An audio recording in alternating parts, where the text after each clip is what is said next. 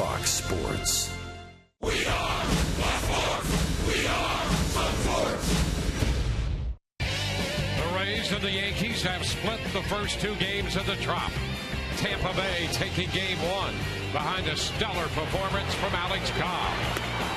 And yesterday, Derek Jeter's single in the ninth gave New York the 3-2 win. That takes us to today. Jeremy Hellickson goes to the hill in the rubber match of this 3-game set.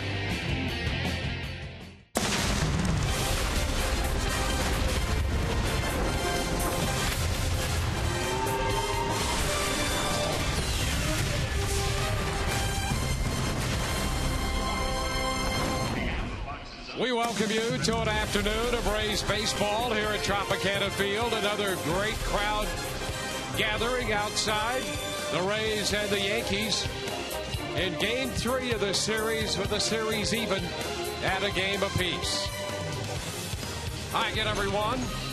With Brian Anderson, I'm Dwayne Stats. So good to have you with us. The Rays and the Yankees dividing the first two games of this series, and here we are as the Rays go back to work, trying to get to the 500 mark again. And with that, it has been predicated on improving pitching. It's gotten better every month of the season. And today, Jeremy Hellickson, who's been very good his last two times out. Yeah, how about Jeremy Hellickson? For him, it's been efficiency. He's gone out and pounded the strike zone. That is the key to Jeremy's success. He goes out, is he able to establish that fastball? The curveball's been good. The changeup, of course, has been good. But when he's able to throw strikes, and you can see he's done a great job of that in just one walk in 13 innings, then he is able to be extremely effective, and that's exactly what's happened. It's allowed him to get deeper into the game, giving his team a chance to win, and you can see the numbers outstanding. Just 8 hits given up, 1 earned run. Jeremy Hellickson has found that formula, and he said, listen, I feel good out there right now, and the results are starting to show that. Hopefully he can continue that this afternoon. And you see the two starters there. The Rays have had some success against Hiroki Kuroda, 2-4 in his career with a 6.07 earned run average. He actually pitched pretty well in a couple starts against the Rays this year. And Jeremy Hellickson against the Yankees, covering 6 starts, 3-1 against New York. All eyes on the New York Yankee captain Derek Jeter as he makes his final tour through Major League Baseball. Tom Callis takes an up-close look at Derek Jeter when we return.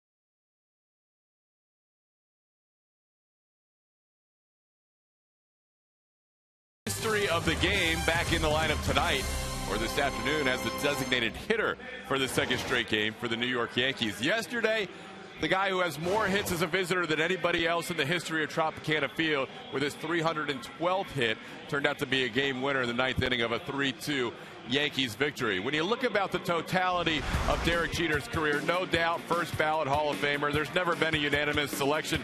This guy should be pretty close to that. The Rays still see him 2 more series, September 9th through 11th at Yankee Stadium, and 15th through the 17th of September back here at Tropicana Field.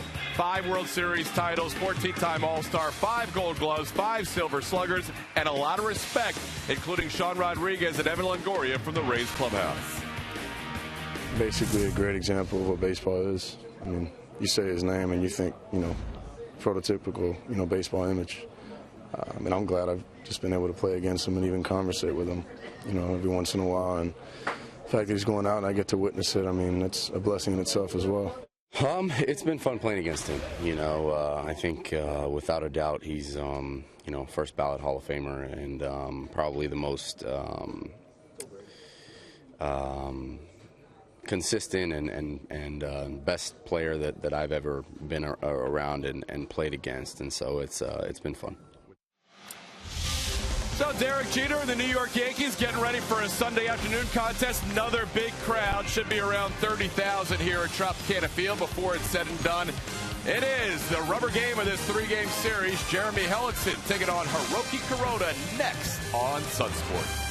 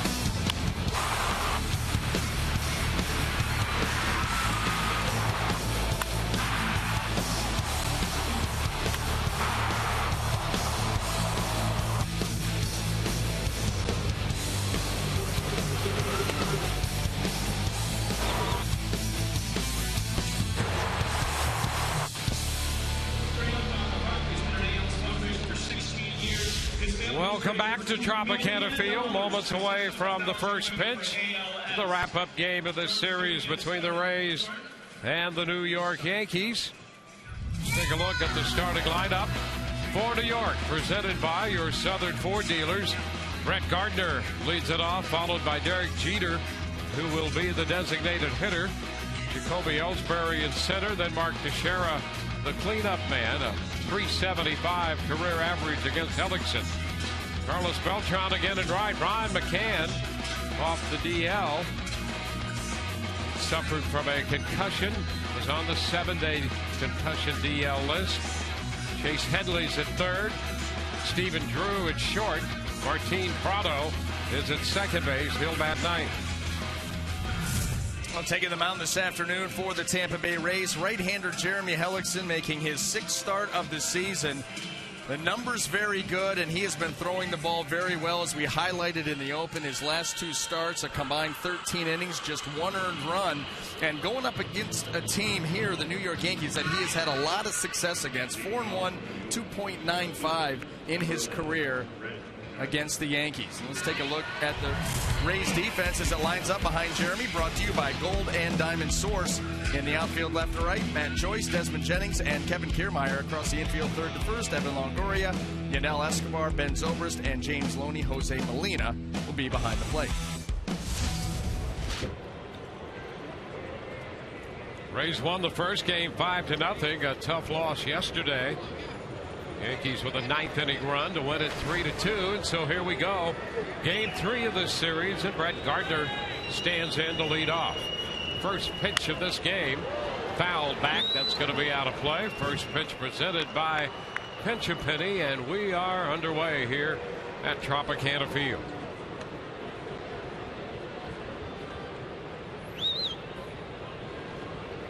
Hellickson 1-1 on the year, and a couple of very good starts back to back leading up to this one.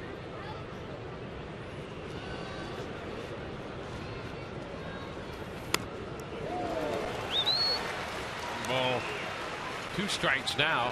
0-2. That pitch swung on and missed.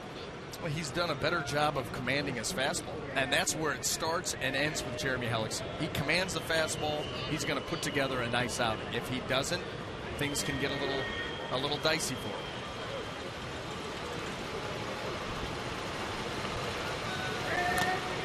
And a cut and a foul tip strikeout.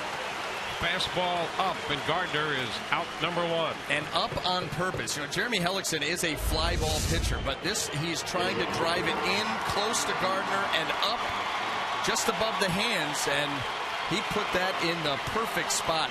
Great 0-2 pitch. Even better result. Well, Derek Jeter serving as the designated hitter, about to step in. Jeter had a couple of hits in the game here Friday night, and what turned out to be the game-winning hit yesterday in the top of the 9th, hitting .272. First pitch is a strike. So 4 straight strikes to start this game.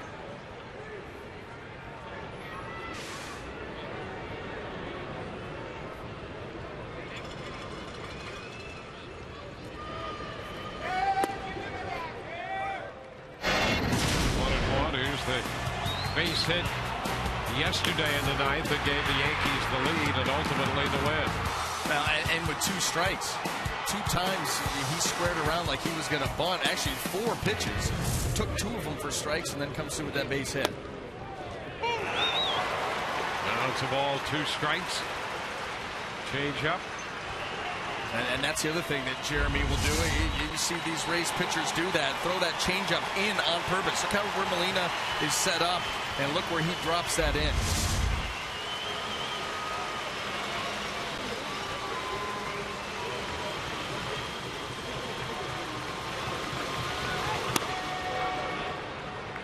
Up again with a fastball. You'll remember last year watching Jeremy pitch, and it was not a year that he wants to repeat anytime soon, but he was using the cutter a lot, and it kind of took away from what he does well, and that's moved that fastball around, change-up, curveball. Tap down to third, gloved by Longoria, throw wide, and Loney off the bag. They're called at first by Lance Barksdale. Well, Loney tried to keep his foot on the bag as he moved toward foul territory. There'll be an error charged to Longoria. He sets up well. He just doesn't get into the throw, and that ball sails on him. And you can see James Loney does come off the bag right here, step and throw, and he just kind of flutters it over there. Loney not able to keep that foot on the bag as he tries to make the adjustment. Uncharacteristic error there for Evan Longoria. Not in that fashion.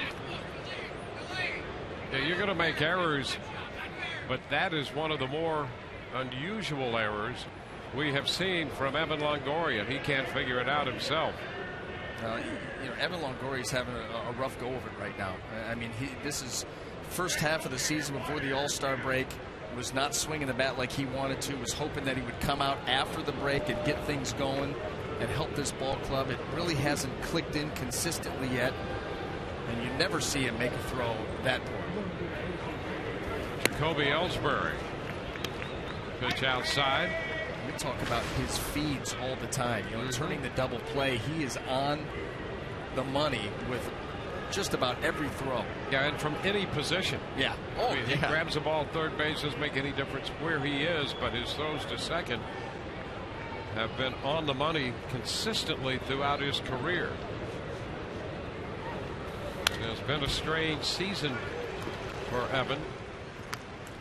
And that's one of the things the Rays kept looking for. Largely he certainly has contributed, but he has not led the way in this charge back.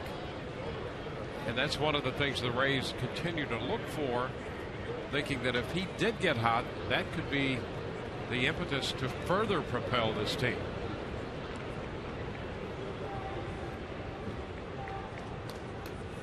One now on Ellsbury. Down and in, and a pick on the curveball by Molina. 2-1.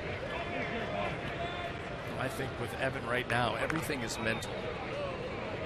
If there is an issue to be had, it's not physical.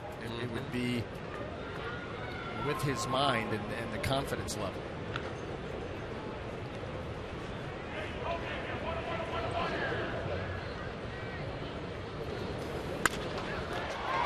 Ellsbury lifts it toward the left field line, and Joyce is there to make the catch. 2 gone, and Jeter still at first. You're talking about Hellickson, and we started to see last year and a little bit the year before an increased use of the cutter. He's really simplified things. Yeah. It's been fun to watch him. It's obviously the changeup, a big pitch and command of the fastball. But what's been fun is that a little curveball that he drops in for a strike.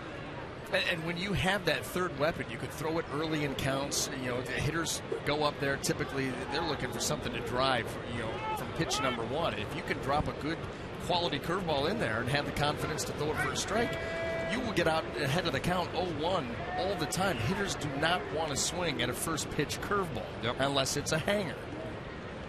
But he just drops it in there. You're right, and that just gives him the jump in counts.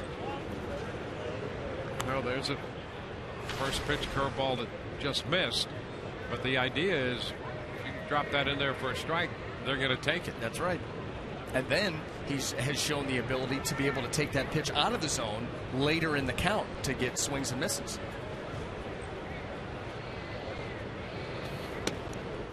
One ball, 1 strike to Teixeira.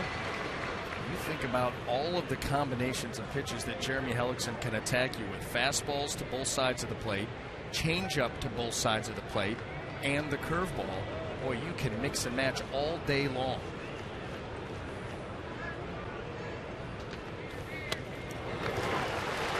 Teixeira swings and misses, 1-2. Well, that's what made last year so interesting and frustrating at the same time, because he does have those weapons, but he's got to command the fastball and put it in good spots. And so far, that's exactly what he's done.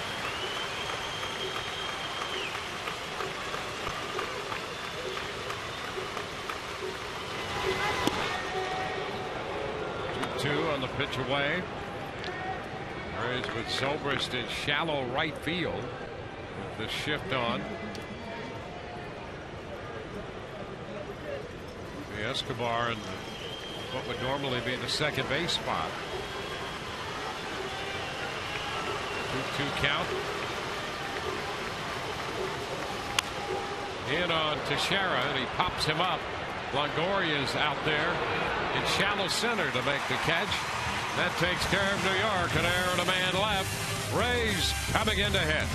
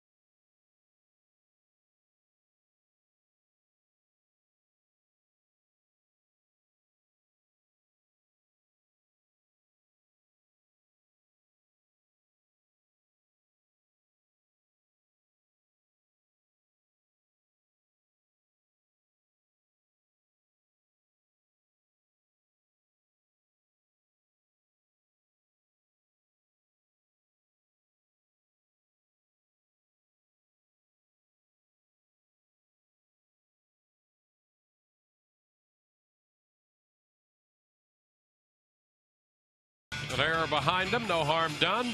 And we go to the Rays half of the inning. Rays starting lineup presented by your Southern Ford dealers. Desmond Jennings leads off. Then Ben Zobrist and Matt Joyce. Evan Longoria, James Loney, and Yunel Escobar. The shortstop hits 6. Vince Bellomi, the DH again. Jose Molina will catch. Kevin Kiermaier in right field hits 9.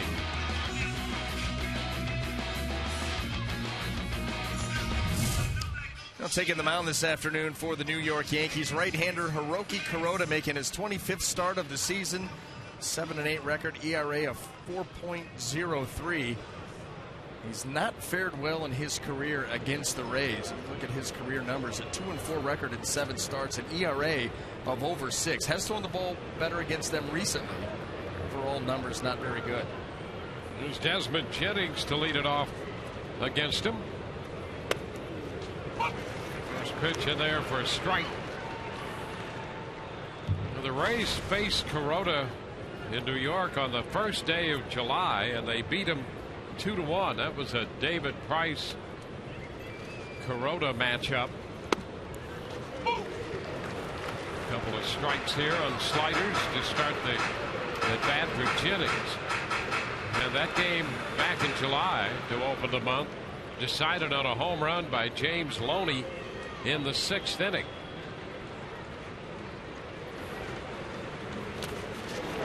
Jennings out on strikes.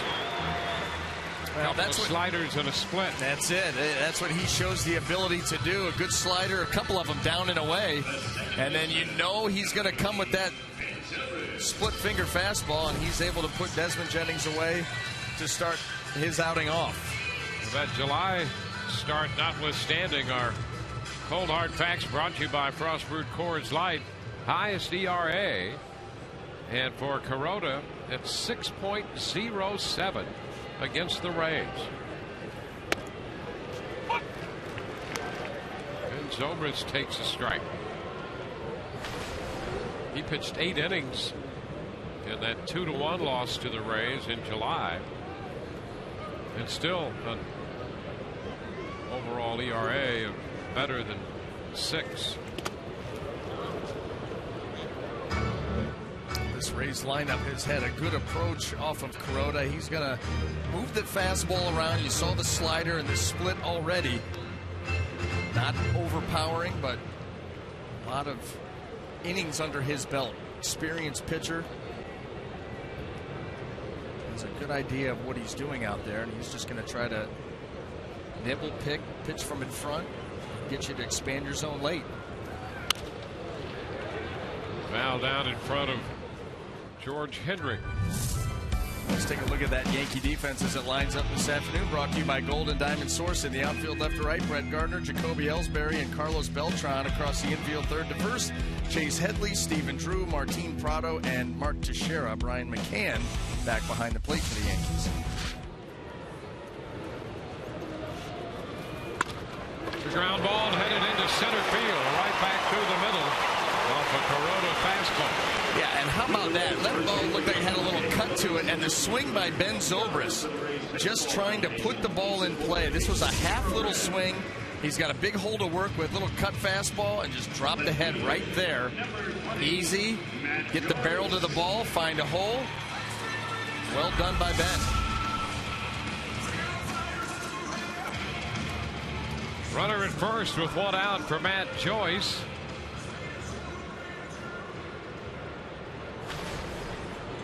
GMC big matchup in this lineup for the Rays. Matt hitting .350 with 3 home runs off Corona. And lines it right back into center. Zobrist will go to third. Rays running on Ellsbury's arm, and the base hit to center sets up a first and third. And two things in play. They are going to challenge Ellsbury. They do it all the time. But this base hit by Matt Joyce you're going to see is off the end of the bat. And so there's not a lot of steam on it. And Ben Zobrist read that correctly. You're going to take a second to get to Ellsbury. He had a good jump towards second. Then on top of that, does not throw very well. See right there, reading the speed of the ball, where it's at. Tell you what, in this situation with one out, that's a big base running play there by Ben Zobrist. So major opportunity presenting itself here for the Rays in the first. Evan Longoria stepping in. He's out in front. Strike one. And that's what you got to figure. He's going to go after him with that slider. What Corona wants more than anything is a ground ball here.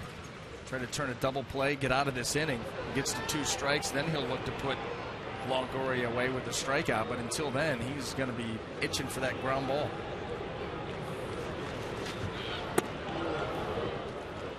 In with a fastball, 1-1.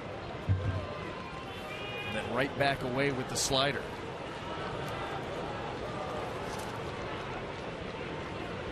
The 39-year-old right-hander out of Osaka, Japan, with the Dodgers, now the Yankees. He's had a losing record in 5 of his 6 years in combination with Los Angeles and New York. 11-13 last year with the Yankees, and 7-8 so far this year.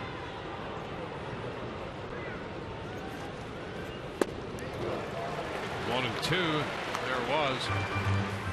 Nice dip to that one. You could see that coming. First pitch slider away, then move him a little bit with a fastball. Come right back with the slider. You see Evan out in front. And now this is where you look to put him away. You go back with the slider, you go to the split. Well, we saw him use the split to Jennings after a couple strikes on the slider. So take your pick.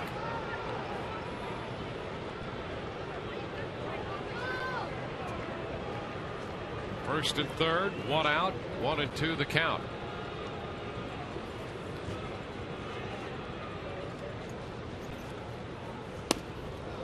And he goes away. Slider there. The count goes to 2 and 2. Well, Corona had been paying some pretty good attention over there to Matt Joyce at first base. Running game, not a problem for Corona. He gave up 17 stolen bases in 2012, first year with the Yankees, but this year just 4 attempts, 2 out of 4. Swing away. This is where Evan Longoria benefiting from Hiroki Corona. He threw 2 good sliders to get ahead of him. And now he's trying to make it a better pitch, and he doesn't need to. The two that he used to get strike one and strike two are good enough, but this is where a pitcher tries to be a little bit nastier with the put-away slider, and he's missed badly twice. Count full on Evan with Loney on deck. Longoria in the batter's box.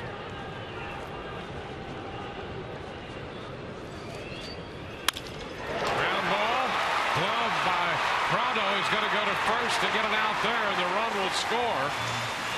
Prado got there, had no play at second, and did get the out at first.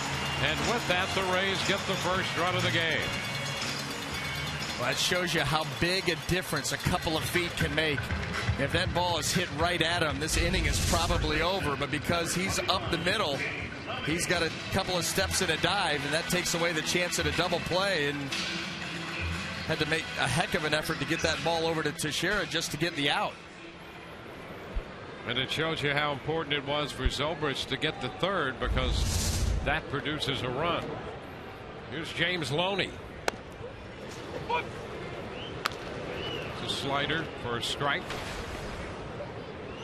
When Loney hit that home run off Corota up in New York that eventually decided the game, hit a curveball. That's something that you don't see a lot from Corota. Pop toward the left field line. Gardner on the run is going to get there and makes the catch, retiring the Rays. But they pick up a run. And at the end of an inning, it's 1-0 Tampa Bay.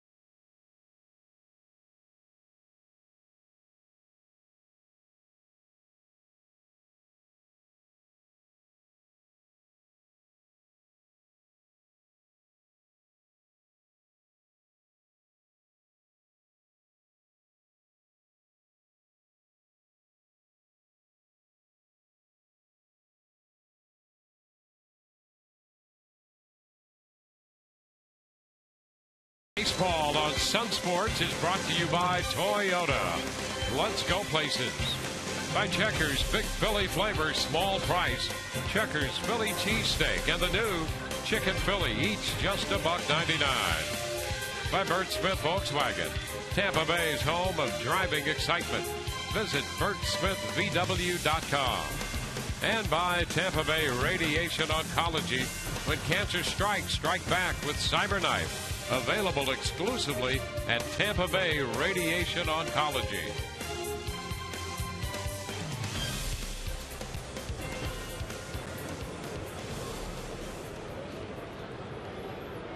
Jeremy Hellickson out with a 1-0 lead here in the second inning. Carlos Beltran leads off for New York. First pitch up and away. Beltran, then McCann and Headley.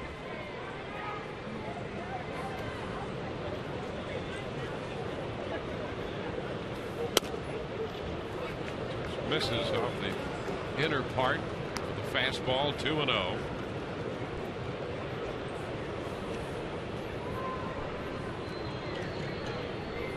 Shift on for Beltran. Jeremy falls way behind in the count. 3-0. No, this is what you do not want. Team hands you an early lead. Come right out there and pound that zone like you did in the first inning. It's good for a strike. 3-1.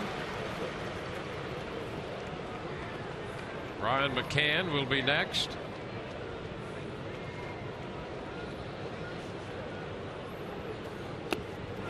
And there's ball 4. And he went with a 3-1 changeup. I think that the idea of throwing 4 straight fastballs to Carlos Beltran, he did not want to tempt fate and stay with that pitch. But I'll tell you what, when the 3-1 changeup doesn't work out and you walk the leadoff hitter, manager, not a happy man.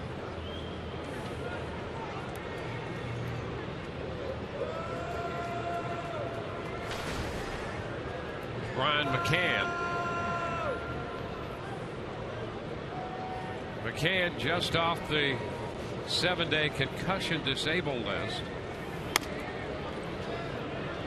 And there's a fastball missing. As we said early on with Jeremy Hellickson, it's about the command of the fastball. That got away from him in the at-bat to Beltran. He ends up losing him on a walk and now missed badly on that fastball here to McCann. It is behind him. 2 balls, no strikes. So that fastball command, an issue here to start the second. Well, he doesn't have overpowering stuff. So, you know, the breakout is going to be 50-50. The fastball command is not there. You're going to put yourself in a lot of cripple counts. And it's 3-0. Yeah, and you know what? If he loses him here, you're going to see Jim Hickey pop out of that dugout and head right out there.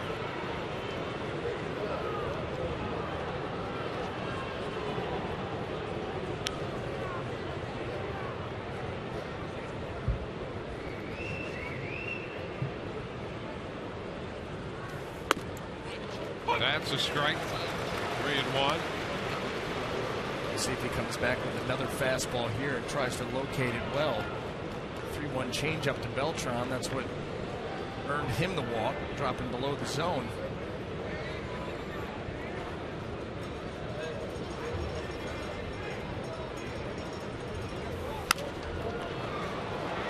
Foul back and the count is full. Even that pitch there, Molina wanted it middle in against McCann. That one leaked back out over the plate, up and away. Yeah, that's really the thing you have to look for with Hellickson. Yeah. It's one thing, balls and strikes, simple enough, but where are those strikes? That's right. That's exactly right.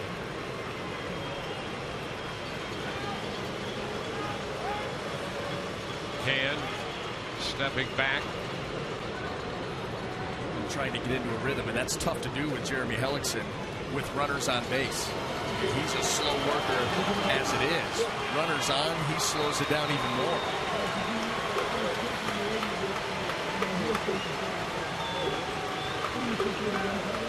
3-2. Fly ball into center. Jennings is there, and he'll make the catch. So Hellickson works his way back to a full count and retires him on the fly ball. And that should show Jeremy Hellickson that, yeah, I don't throw 95, but if I just throw strikes, quality strikes with that fastball, I will get big league hitters out. Brian McCann, a good fastball hitter. You just threw him 6 in a row, and half of them came in when you're behind 3-0. And all of a sudden come back with 1, 2, 3, get a soft fly ball to center field. That should build some confidence. Here's the third baseman, Chase Headley.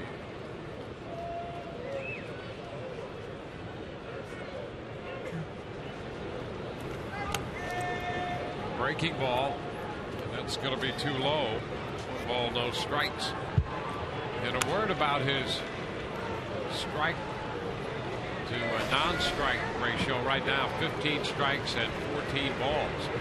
He has Mark Rippinger behind the plate, who, if you give him a chance, he'll call a strike. I love those guys. Hitters be on alert, be ready to swing the bat. Ball, 1 strike. Change up. But even that changeup was yanked across the plate. Right now, He's getting some strikes, but not in the area that he initially wants to get them. And that will be something to pay attention to.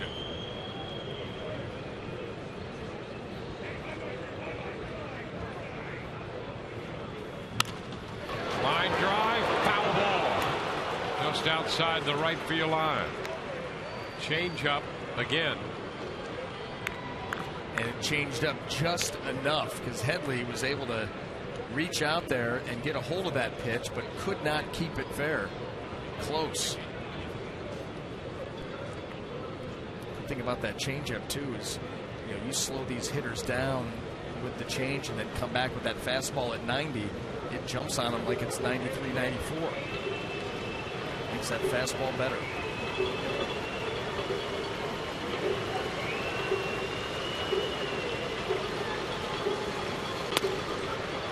Goes away off the plate. Fastball. It's 2-2.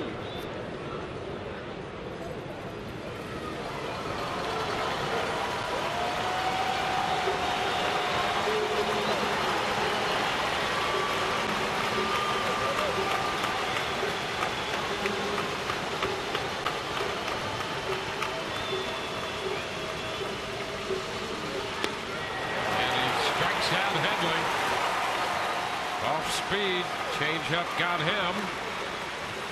So after the leadoff walk and missing on 7 of the first 8 pitches of the inning, he's come back to get McCann and Headley. Well, and you see Molina wants that pitch away, but Jeremy Hellickson throws it with conviction, drops it below the zone, and gets the swing and the miss.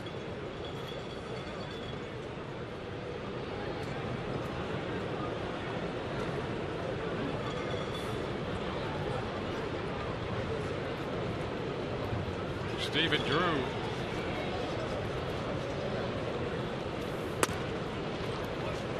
First pitch fastball misses. Ball no strikes. Drew at 173. 4 homers and 18 runs batted in 14 games with the Yankees since coming over from the Boston Red Sox. Stephen Drew is becoming a cautionary tale. Same with Kendrys Morales. Did not take the qualifying offer from their teams. Ended up holding out so long. Did not get the deal that they wanted. Sat out the first part of the season. And you can see with Stephen Drew's numbers, has not been able to get on track. Now 53 games in and still that average at 173.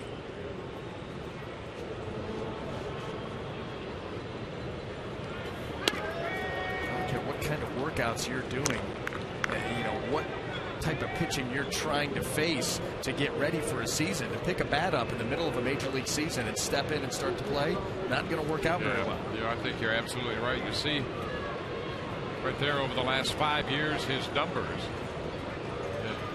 You talk about hitters who are on the DL and working their way back and have not seen live pitching. How difficult that is to come back. Imagine you're just not playing. No, work out, do all those things, maybe swing the bat. You're not in game situations seeing live pitching. No. Big difference. Yeah, that is very difficult. This goes to show you how difficult it is. He's hitting 173 here coming in. He's a better hitter than that, but right now maybe not because of his late start. 2-2. He's out on strike. Strike 3 call on a fastball. Hellickson, after a slow start to the inning, gets a couple strikeouts to end it. 1-0 Rays.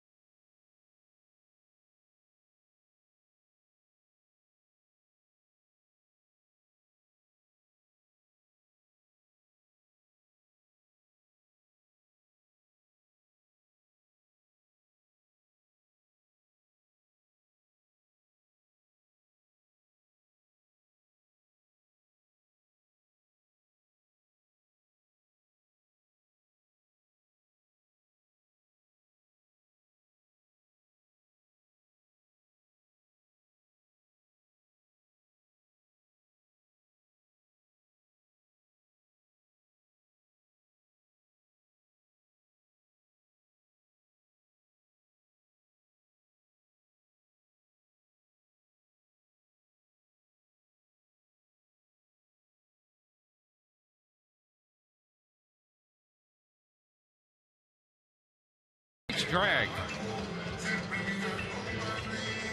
At Tropicana Field, the Rays wrapping up their series against the New York Yankees. Facing right-hander Hiroki Kuroda. Rays 6 back in the wild card standings. Oakland, then Detroit, Seattle back a half. Toronto, New York, Cleveland, and the Rays. 39 games left, counting this one. Swing and a miss by Escobar, strike one.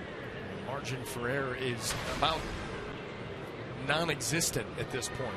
39 games, 6 games back, but you're 7 in the loss column, and you have all of those teams in front of you to climb over. The good thing for the Rays is they're going to be playing a lot of those teams here coming up. It would make it a lot easier if they didn't have to climb over that many teams. Yeah.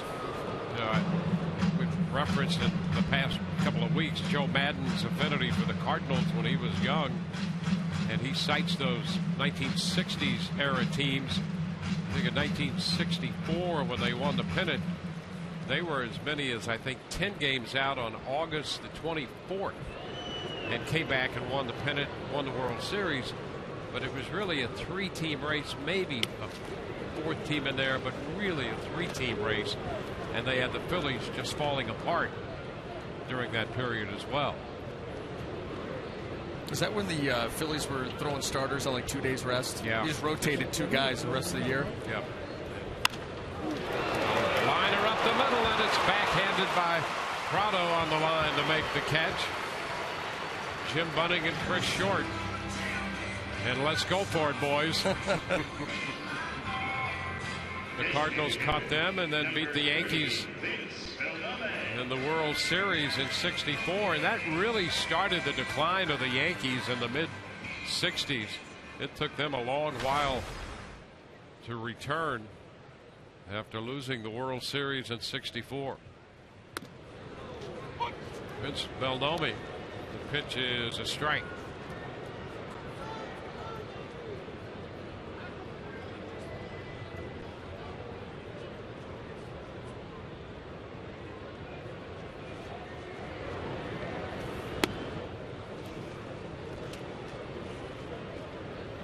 One and one. Rays got a run in the first. Ober's single. With the third on a base hit by Joyce. Scored on a ground ball by Longoria. Fly ball to center. Tillsbury waiting. Line drive to second and a fly ball to center. 2 up and 2 down.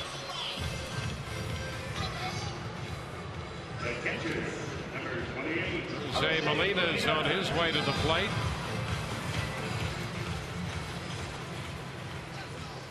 And Dwayne, going back to what you were talking about, the number of teams you got to climb over. 6 games back with 39 to go. Obviously, that in and of itself presents a challenge.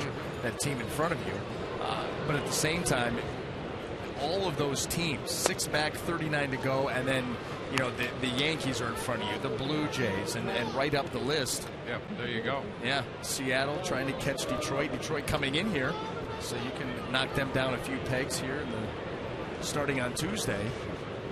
You got Toronto on the next road trip and Baltimore.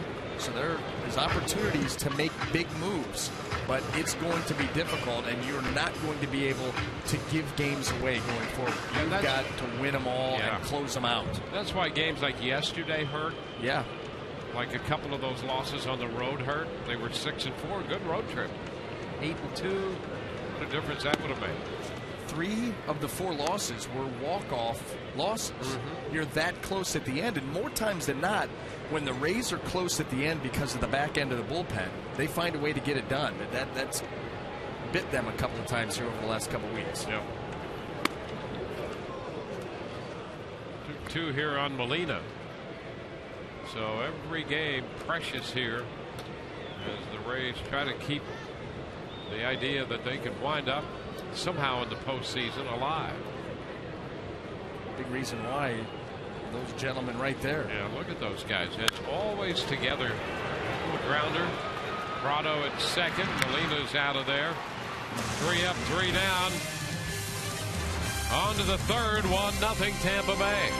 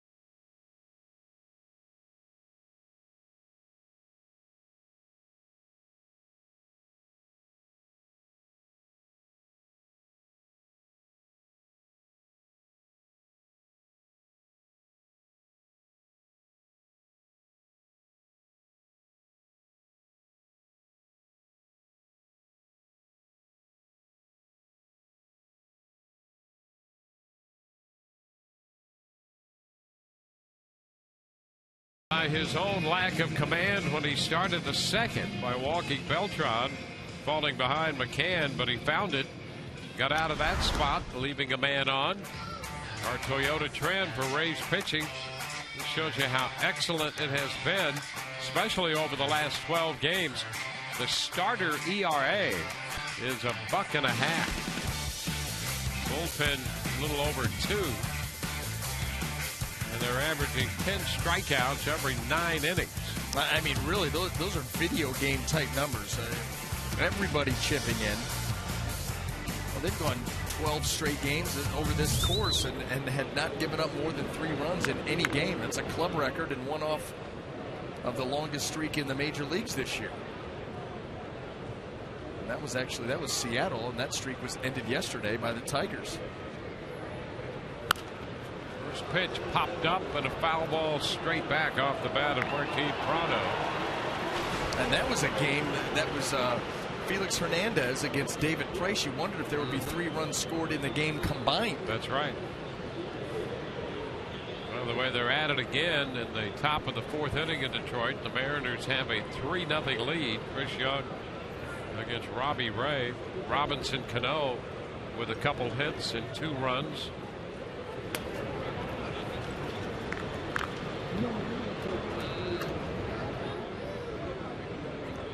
One and one to count.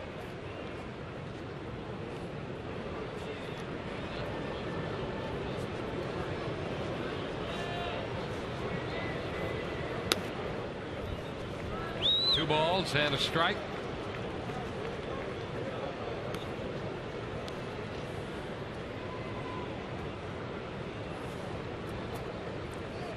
Rays pretty much straight up defensively for Prado.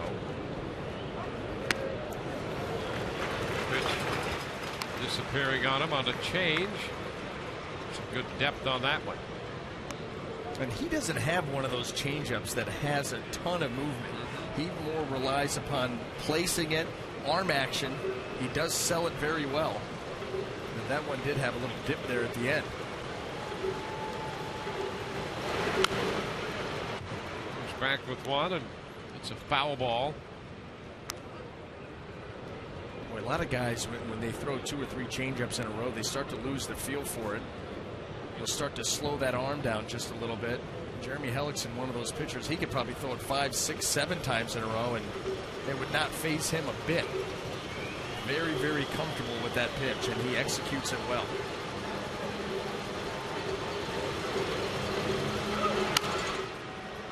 Foul ball back on a fastball. That's the amazing thing about guys who are so confident of the changeup, and you'll get every once in a while a guy like Hellickson who will do that. Jamie Moyer did that. You go, well, what are you changing off of if you throw 5 or 6 in a row? Right. It's just that hitter's belief he's not going to come with another one. Line drive, and it's caught by Escobar. Fastball that time, and Escobar is right there to make the grab. And you know the other thing that it does, it still is a pitch that, you know, you obviously the fastball sets it up very well, but even if you throw it 4 or 5 times in a row with good arm speed, and the hitter sees good arm speed, they see 4-seam spin, the brain still wants to trend towards fastball. Well, the fastball is always in the back of a hitter's mind. Always. Hitters don't like to get beat. Yep. They especially don't like to get beat by the heater. Fool me on a really good slider, well, I probably wasn't going to hit it hard anyway.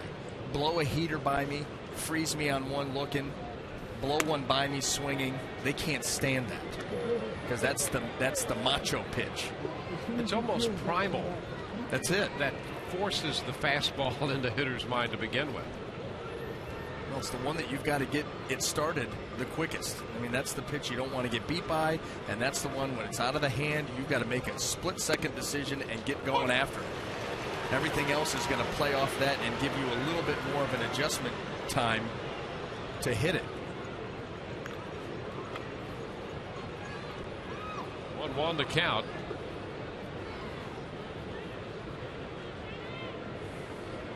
Struck Gardner out on a fastball in the first inning.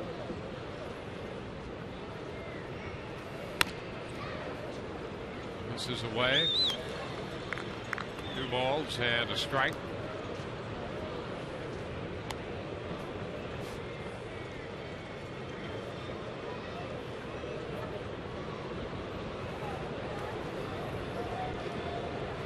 So Hellickson working here to Gardner. 2 balls and a strike.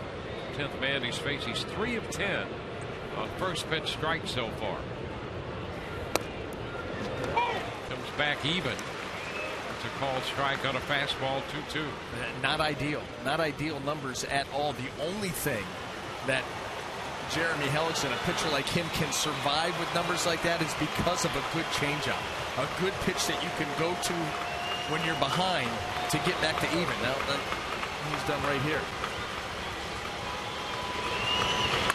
Ground ball right side.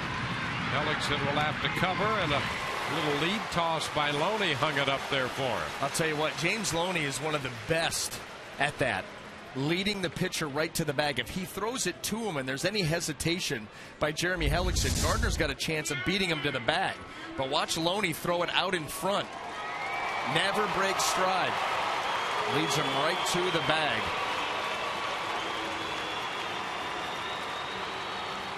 Well done. 2 outs with the bases empty. Derek Jeter about to step in. Jeter reached on the throwing error charged to Longoria in the first.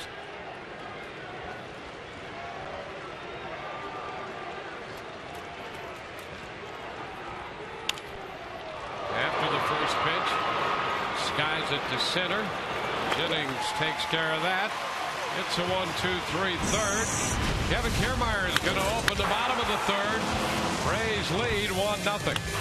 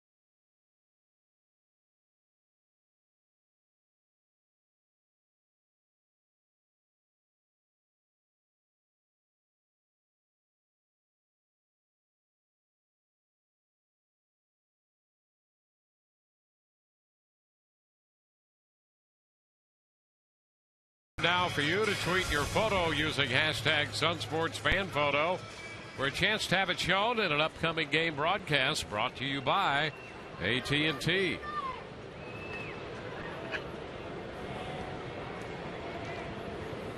Kevin Kiermaier starts the day hitting .272. Takes a curveball for a strike. It's down around the knees. Corona's out in front.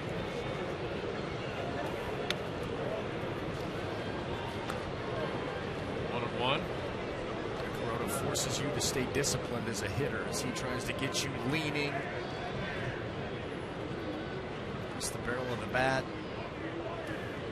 Changing speeds, moving the ball around, and a frustrating pitcher to have to face. But if you do stay disciplined with him, you can end up, as Kevin is right here, in a 2-1 count.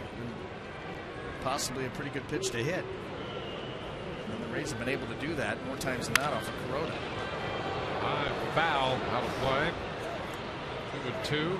So those are the ones you want to cash in on. You know, you work hard, you stay off of a couple of pitches below the zone, you get that 2-1 count, you get the fastball out over, and then you have fouled it off.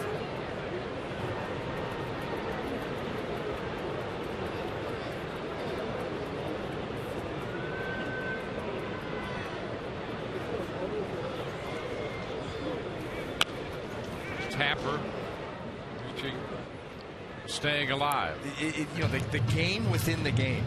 You know, all of the advantages that go back and forth in the course of the at-bat. First pitch by Kuroda, everything starts even. First pitch by Kuroda, strike one, advantage Kuroda. Then ball one, ball two. Now the advantage swings to Kiermaier. 2-1 fastball fouled off, advantage back to Kuroda. And 2-2, the pitcher's got the advantage. And that just back and forth, all of these at-bats. McCann has something in his eye. Steve Donahue, the trainer, heads out to give him some assistance. And in regard to first pitch strikes, Kuroda has been perfect first time through the lineup. 9 of 9 in that department.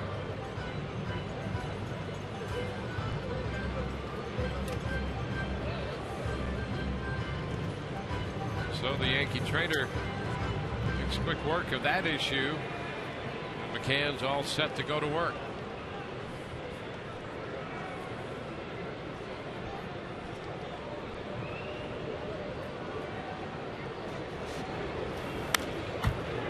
Foul back.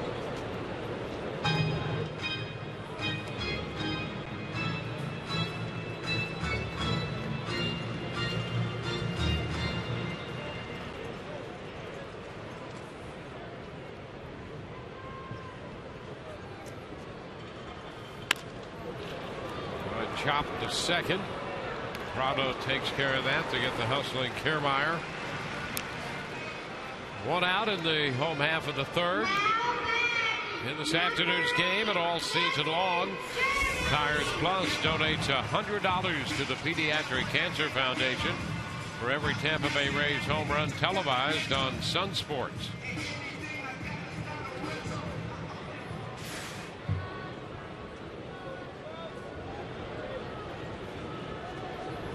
Desmond Jennings lays off the pitch down and away. So that's the first non-strike on a first pitch from Kuroda today. There's 9 out of 10. 1-1. Kuroda finished last year 11-13, and the end of the season was not kind to him. For his last 8 starts last year, he was 0-6 with a .656 earned run average. Headley at third throws a strike to first. A couple of ground ball outs in the third. I'll tell you that. He's attempting to avoid a finish like that and has pitched better lately. He's had a pretty nice little run. And the thing with Kuroda, too, is he's going to have to. This team leaning heavily on him right now, and you think about the Rays starting pitching rotation, or the Yankees, I'm sorry, the starting pitching rotation, the number of quality starters on the disabled list: Sabathia, Tanaka, Nova. You go right down the list, one after the other. They're going to need a big finish from Kuroda if they have any chance of staying relevant in the playoff chase. A strike to Zobrist. One of the reasons that they went out to get Brandon McCarthy, who threw the ball well for them since coming over. Rays got to him the other night for 4 runs, 2 unearned runs. He pitched into the 7th inning. Sean Green yesterday threw the ball well. Yes, he did. I really like what you saw to Green. Good sinker, slider. There he is right there. Strong outing. Problem for the Yankees has been scoring runs. They've not done a very good job of that all season long. And you think about the players they added: Carlos Beltran, Jacoby Ellsbury, Brian McCann. They were supposed to beef that offense up, and it has gone the other way. Yep, 13th in the league last year in runs scored, 14th in the league this year. It's a lot of money to drop a spot. Especially when there's only 15 teams in the league. Well, at least they're sitting on top of the Red Sox. Yeah. Yeah, that's amazing, too. That really is. Look at that, fewest runs, and check out the American League East in that. Well represented. I guess the argument is their pitching is just so strong. But you think about Texas, too, in there out in the West. You know, that's a big drop-off for them. Line drive down to third, and Headley makes the catch. Rays are up and down in order. We're going to head into the fourth inning from the Trop. 1-0 Tampa Bay.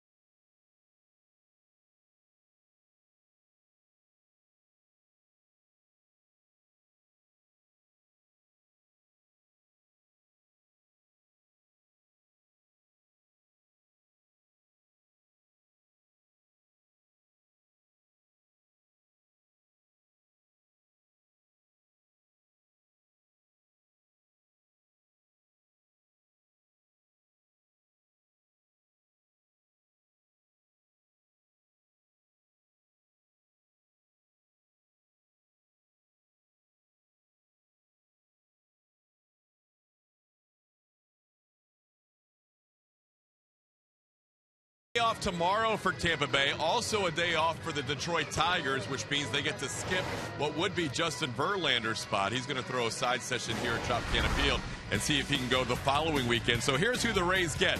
Max Scherzer will kick things off against Chris Archer. That'll be tomorrow or Tuesday night. 6:30 is our pregame show. 7:10 first pitch. Rick Porcello, Jake Odorizzi on Wednesday. Then the big matchup, guys. Alex Cobb against David Price. Thursday afternoon. We are now televising that game. We have added it to our Sun Sports schedule. Price defeated Hernandez Felix yesterday. You guys mentioned that game. David said when Brad Ausmus came out to visit him in the mound in the 8th inning, he thought for sure he was out of the game. As it turns out, he asked Price how he was feeling. David said, I made sure I looked him right in the eye, said I can finish this inning. He gave him the ball, and he did a great job in his first victory as a Tiger. But it should be fun, guys. Thursday afternoon, Price and Cobb to finish up that series. Yeah, Price said he'd never had a manager come out in the middle of an inning and not take him out. Who is he talking about? Well, and he was surprised that he stayed in. I did happen to have a chance to see that meeting, and you're right. He looked right at him and said, I'm good. I'm good. Run along now. Let me finish this thing out. 1-0 the count to Jacoby Ellsbury. Change up. 1-1. That's why what managers a lot of times will do is when they come out, they make an early sign. They don't want to get out there and get into an argument. Pitcher doesn't want to come out of the game. Most of them. Yep. And so you come out, you make the quick call to the bullpen. Therefore, the move's already been made. Now you just get the baseball. If you go all the way to the mound and haven't made the move, you're going to get into a little tussle. So if you leave yourself open to that spot, then that's where you know you've got a chance. If there's not an early motion to the pen, as a pitcher, you say, you know what? There's a chance that I can talk him into this. Yeah, very persuasive. You better be. You've got to be concise, and you got to show supreme confidence. I got this. Yeah, beat it. And the cut and the miss, and Ellsbury out on strikes. Chase the changeup. So there you go. Strikeout number 4 for Hellickson. The manager gets out there and asks you how you feel, and you start the sentence with, well, you're out. Just like Ellsbury was in the change. Yeah. But that's where it goes. You got to give a one-word response. Good. Awesome. Leave me alone. Awesome coach. So Ellsbury's out of there to start the inning. Here's Mark Teixeira. And first pitch strike, curveball to him. Hellickson just very quietly putting this Yankee lineup down. A lot of soft pop-ups, couple of strikeouts. It's 1-1. What this has shown here, he ran into a little issue there to begin the second. He found it to get out of that inning. The 1, 2, 3, third. Nice start here in the fourth. And it shows what you can accomplish if you get out of your own way. Change up, and it's popped and handled by the shortstop Escobar on the first base side of second. And Hellickson has done that. Suddenly his command is back and he's moving right through the lineup. Well, and the way that he pitches, this is vintage Jeremy Hellickson. He's going to pick up a couple of strikeouts along the way.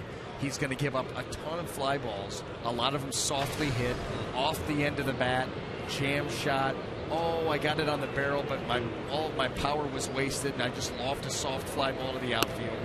I mean, that's where he lives, and that's why when you see that stat, batting average on balls in play, Jeremy Hellickson always is south of the league average, and it really that's his game. That's exactly soft contact.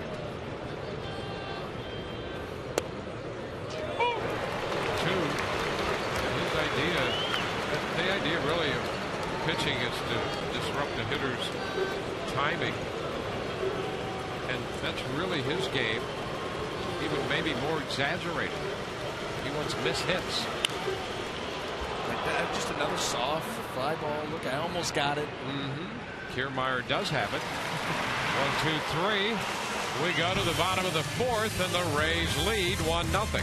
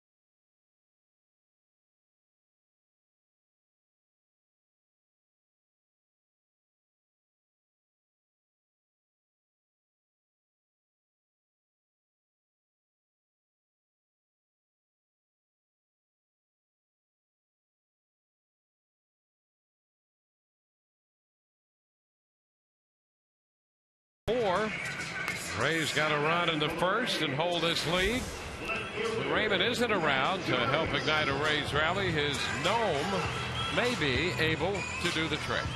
The Raymond Rally Gnome available only through the purchase of a Tampa Bay Times ticket tandem when the Rays take on the Red Sox Friday, August 29th. For tickets, visit RaysBaseball.com or call 888-FAN-RAYS.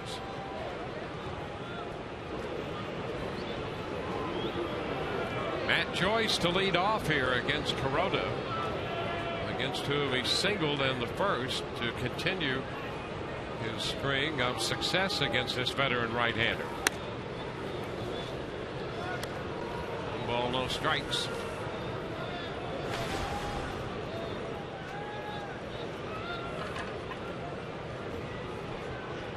now hitting .280 for the year. Got a hit and a run scored yesterday.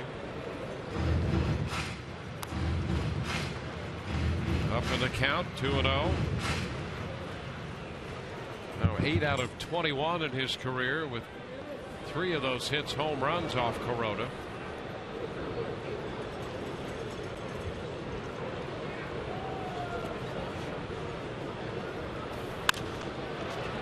It's popped up. Teixeira coming down from first, making the call toward the mound. Joyce was the first out. And Matt Joyce has had success off of Corona, and if you could see his reaction after he swung and popped that ball up, he was not happy with himself, because that was a fastball that Matt felt like he could really drive, and watch his head go down like, you gotta be kidding me. That pitch was right there off of a pitcher that he's had some really good swings off of and just missed it.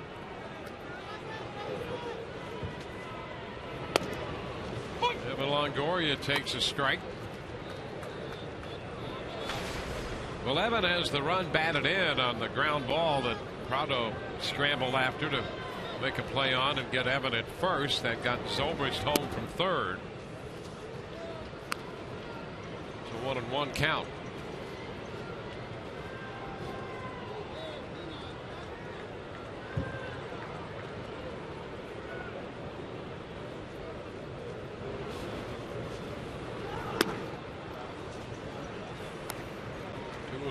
Mariners have added a run. They lead the Tigers 4-0, with the Tigers hitting in the bottom of the 5th.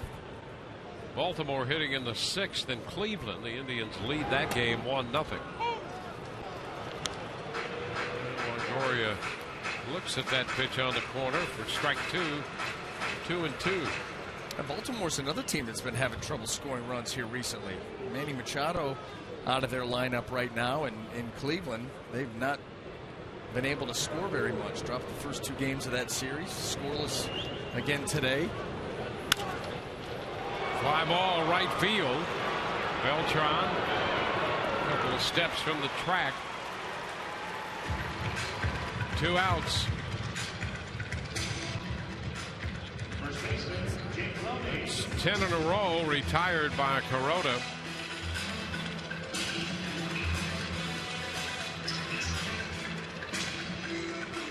James Loney about to step in. You've got a real pitcher's duel brewing in this game, but it doesn't have that feel. You know, you don't have the big strikeouts. 96. These guys are just moving the ball around, being very surgical in their approach. Bad contact, pop-ups, occasional strikeout. They're doing their jobs, and they're doing them very well. Minor up the right side. Foul beyond the bullpen. 1-1. I mean, I want to take a nap the way this game's going. and well, you saw Matt Joyce talking to his hands. Get Evan Longoria's doing the same thing right now. Right. Got a few Yankee hitters doing that over in the other dugout when they're in there.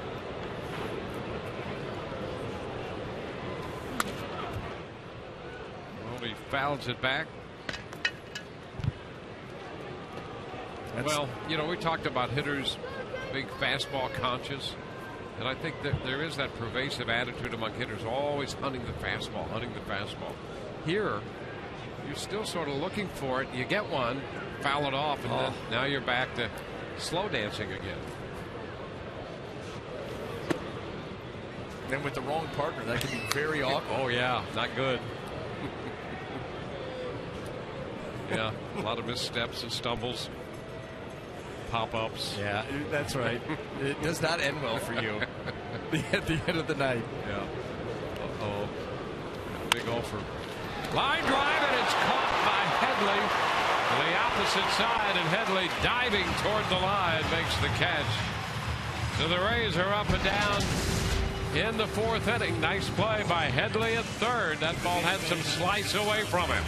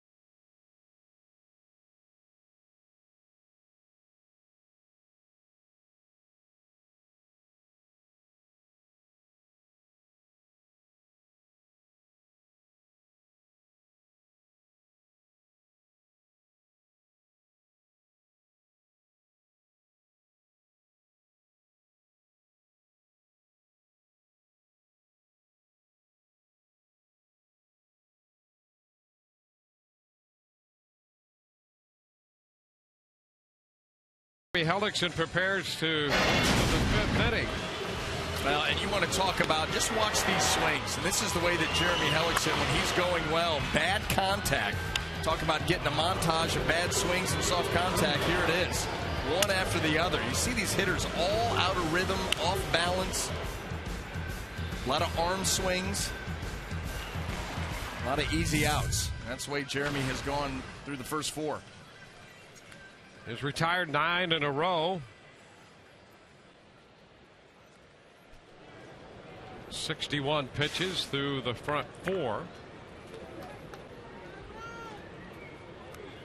I'll tell you, whether it's pitching or hitting, if the whole body is not working as a solid unit, you're going to be, you're not going to be able to perform. And right now you see these hitters, the legs, the foundation, not in sync with the actual swing. Brian McCann pitches a strike to him. A lot of that's true with the Rays hitters right now too, with what Kuroda is doing. Yep. You just don't see those good aggressive swings where everything is ripping right on time. 1-1. The Yankees with 7 left-handed hitters in their lineup with their switch hitters down the middle part. So 7 of the hitters from the left side. And the Rays are shifting on just about every one of them. They did not have a shift for Brett Gardner. Certainly one for McCann. Headley next. They'll shift for him, and they'll shift for Drew.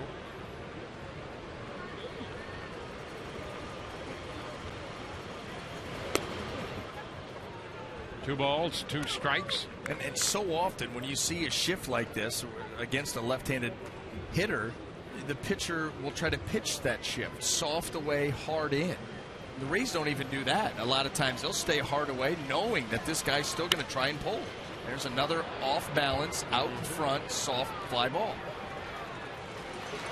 These things are just dropping right out of Tropicana, right out of the roof. Jennings takes care of that. Well, he got Beltran on the fly ball to right to end the 4th. And fly ball to center on the changeup. You see it down and away. Reaching. One arm comes off the bat. Everything's out of sync. And there you go. Another little soft one. It's been one after the other for Jeremy so far.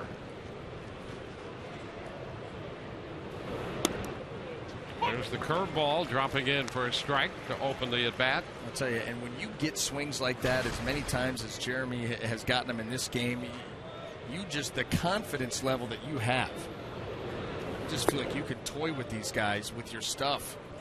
When you get that many bad swings, you feel almost invincible out there.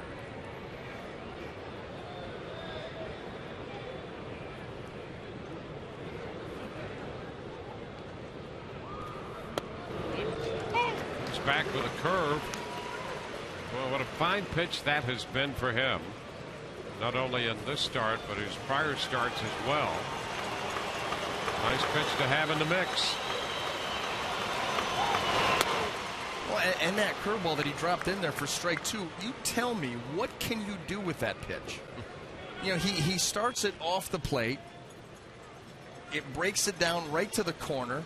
Molina just frames it right there. Hope to foul it off maybe. That's about it.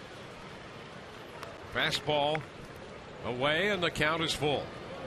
Well, you can stay on the edges like Jeremy has done for the majority of this game. He had that one little hiccup for a couple of hitters, but he's gotten right back on track. And you throw strikes that are not able to be driven. Boy, you are pitching very well. And he strikes out Headley. Boy, you just lull these hitters into this sense of slow dancing, and then here's the up tempo. That's exactly right. Fastball right here. Able to get it by Headley, and he just kind of lulls him to sleep. Deliberate in his approach. His mechanics are quiet. A lot of change ups. Here's the curveball, and then boom, 90, and he's able to pop it right by you. Now Stephen Drew upstairs. 1 ball, no strikes. That's why I'm not kidding when I tell you I just want to take a nap. I want to curl up in the corner and take a nap. You'll be 0 for 4 if you do. I'm 0 for 2 now. Change up, and the count is 1-1. That's what happens to these hitters. Yeah, absolutely. And they all come back. This guy's got nothing. Okay, you're over, so maybe you have nothing. That's away. 2-1. 11 in a row retired by Hellickson. And a runner on the error back in the first, and the ball hit by Jeter. Beltran walked in the second inning, and that's it for the Yankees so far. 3-1.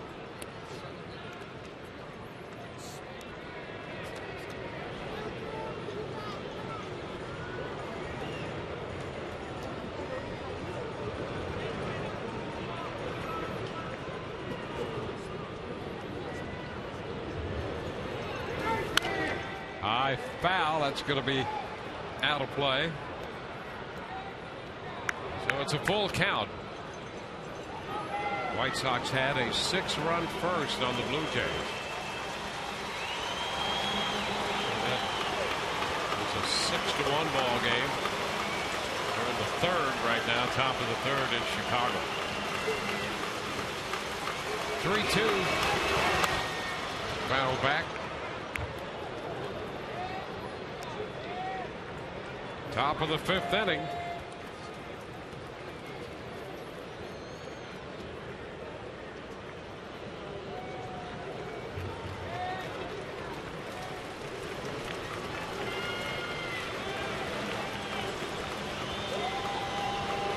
Five strikeouts, 1 walk. 3-2. Ball 4. Drew draws the walk. Hellickson misses with a fastball. That snaps the streak of 11 in a row retired. And the Yankees have just their third base runner. 2 walks and an error. And here is Prado. Yeah, and be careful with Martin Prado. He obviously hit a big home run in yesterday's game for the Yankees. Dangerous hitter down in that 9-hole. Occasional pop. He'll put a good at bat on you, use the whole field. You know, we saw the pop on an 0-2 fastball in last night's game. There's a first pitch strike. Prado homered in the second inning yesterday off Drew Smiley. Turned out to be the big blow. It gave the Yankees a 2-0 lead. Rays did tie it late in the game, and the Yankees won it with a run in the ninth.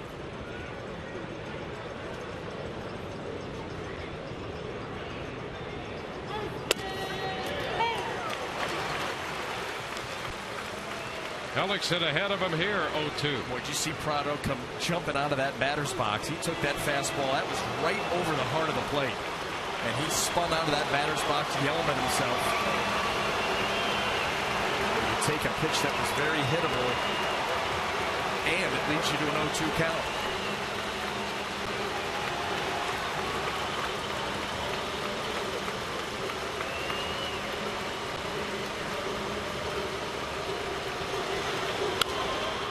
Pop foul, and that's going to wind up in the upper deck just above us.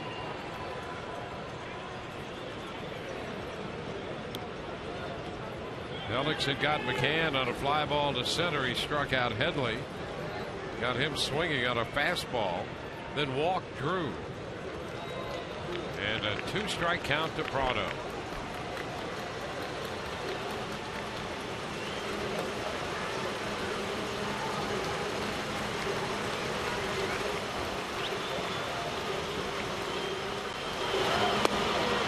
Inside. 1 ball, no strike, or 1 ball, 2 strikes. Hellickson a little over 80 pitches. See how close this one was, this changeup.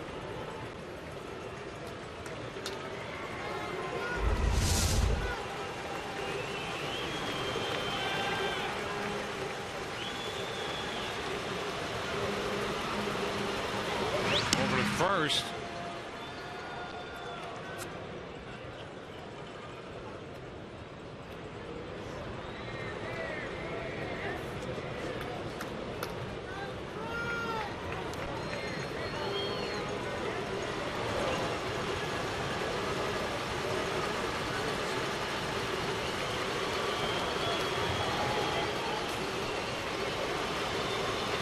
One ball, 2 strikes. Liner foul. It's going to be down beyond the bullpen. Well, that's the other benefit of that pitch. You're going to get a lot of swings and misses on that changeup in. But if you do get it in there, even if they make solid contact, very difficult for a hitter to keep that ball fair because you're jumping out in front so quick.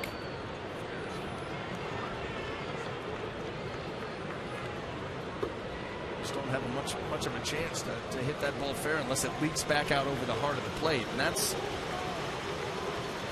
where it can be troublesome.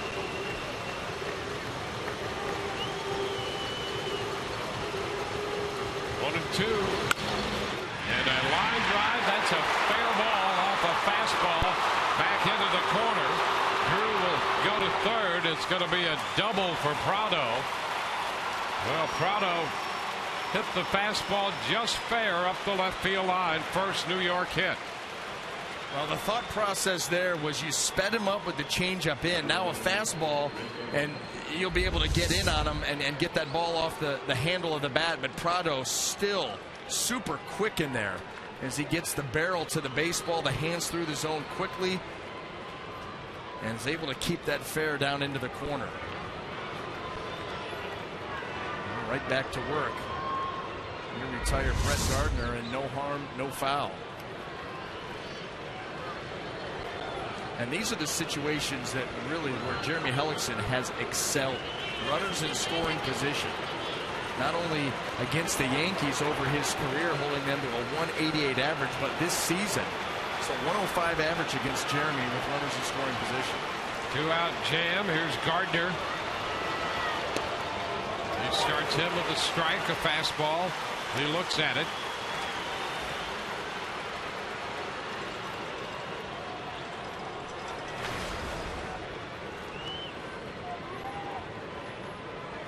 Gardner struck out swinging on a fastball in the first when Hellickson got ahead of him. 0-2, got him on a ground ball to first in the third.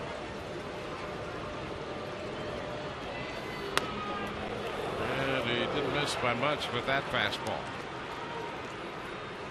1-1.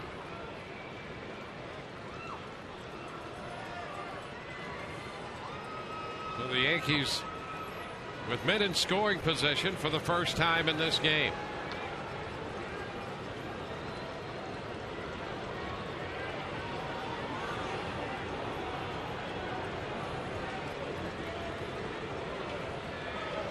Gardner hitting a little over 290 with runners in scoring position. And a long look there backs Gardner out of the box. Part of what makes Jeremy Hellickson successful is he really slows the pace down. We talked about it. He's slow to begin with, a runner on, slower, and he's at his slowest if they're in scoring position. Curveball. That's a strike. Well, he's been able to throw that pitch for a strike all day. Yeah. Third weapon right here. Fastball changeups. Immediately what comes to mind with Jeremy Hellickson. I mean, he can mix that in.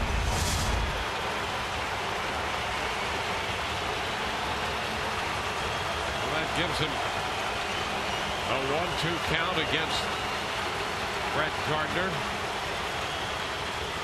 And another long look. Now Hellickson ready.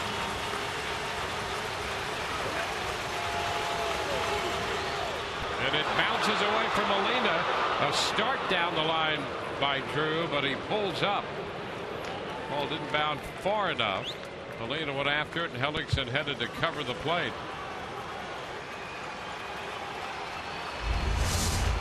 Well, here it is. Breaking ball in the dirt.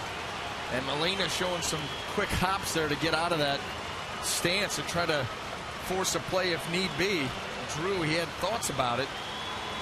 I think wisely peeled back. If Jeremy Hellickson would have been covering, they probably would have gotten him pretty easily.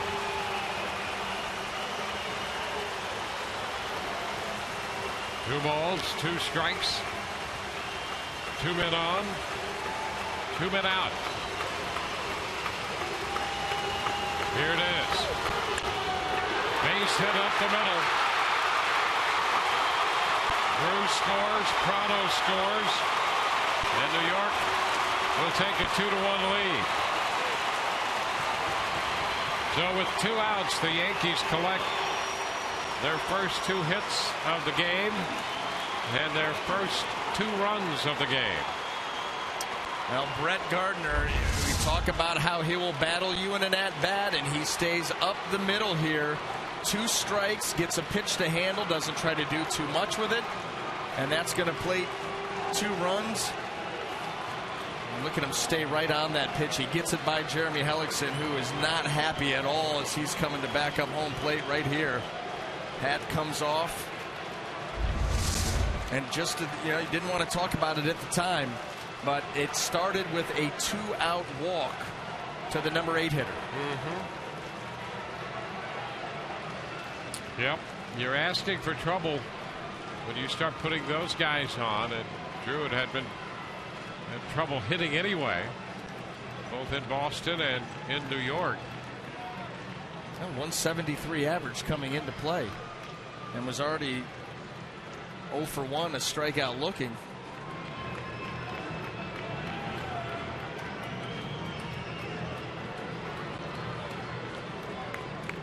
This has been a 29 pitch inning after getting the first 2 men. Now it's Derek Jeter with Gardner aboard.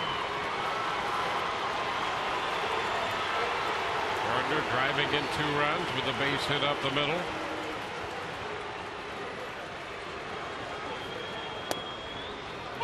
It's a strike to Jeter.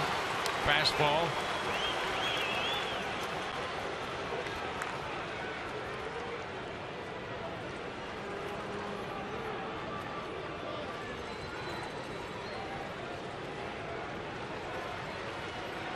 Jeter officially 0 for 2, reached on an error his first time.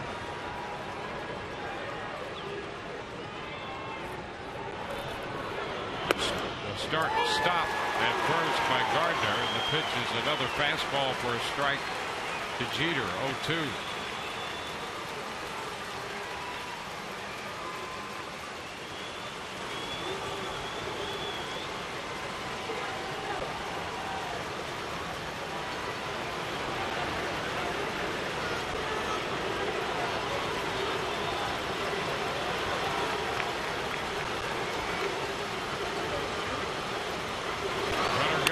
Time and a bouncing ball through the left side.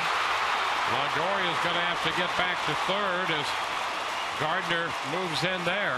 Throw to second and then a flip over to third, but Gardner safely in on the base hit by Jeter. You know what? A similar swing to what we saw to Ben Zobrist early in the game, finding a hole on a base hit. His pitch moving in. Look at Jeter. Just goes down and tries to put the ball in place somewhere. He does just that. Gardner's off and running. Rays infielders moving to cover. Jeter finds a hole, and the Yankees will not let this inning end.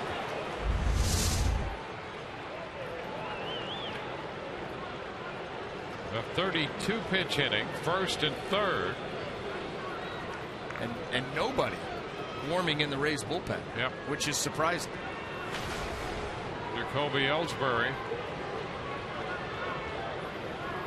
Jeremy Hellickson up, approaching the mid-90s in pitches. This is a huge game, and nothing going on in that bullpen. Ellsbury takes a curveball, and this one misses. It's wide. You see 33 pitches now in this inning. He's up to 94. Ellsbury 0 for 17 on the New York road trip.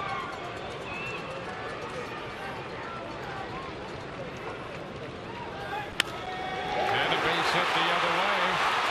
That scores Gardner. Jeter up to second, and it's 3-1. So a 2-out walk followed by 4 hits. And I think maybe Jim Hickey's going to go down and get somebody up now, but they're not going to be ready anytime soon. And this inning is really starting to spiral out of control.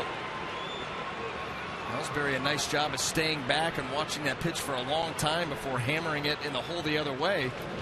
The Yankees played another run, have another runner in scoring position. And the Rays now looking at a 2-run deficit, 3-1 in the 5th. I still can't get over the fact that there was nobody warming up in that bullpen. The cavalry's not coming anytime soon. Teixeira takes a big cut on the changeup and misses. Beliveau up. Beliveau spent an extended time in the bullpen, throwing a couple of different occasions yesterday.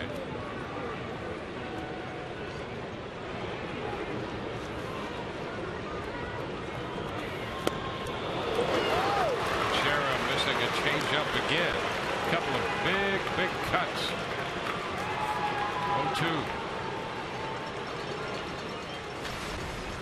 Teixeira thinking of making it a very big inning.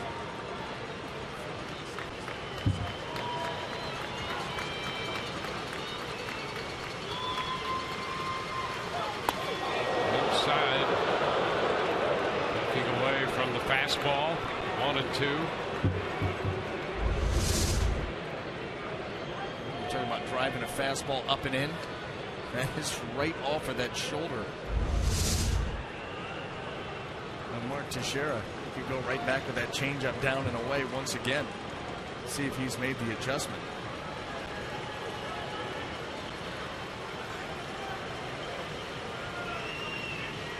.38th pitch of the inning coming. Ground ball to first. It'll be handled unassisted by Loney. With 2 outs, the Yankees score 3 times and lead 3-1.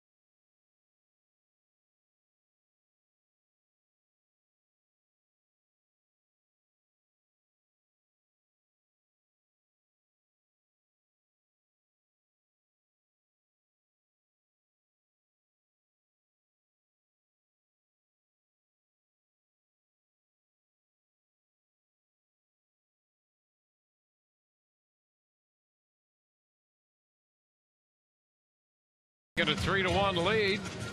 Rays Wives hosting the 4th annual Mystery Ball to benefit All Children's Hospital Saturday, August 30th against the Red Sox. These mystery baseballs are autographed by Rays players and all-stars from around the league. Baseballs will go on sale at gates 1 and 5 when gates open.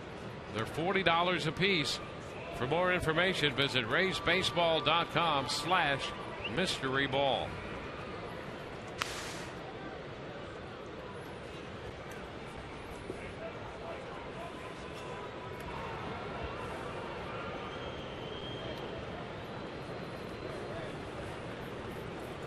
Yunel Escobar will face Kuroda to open the home half of the 5th.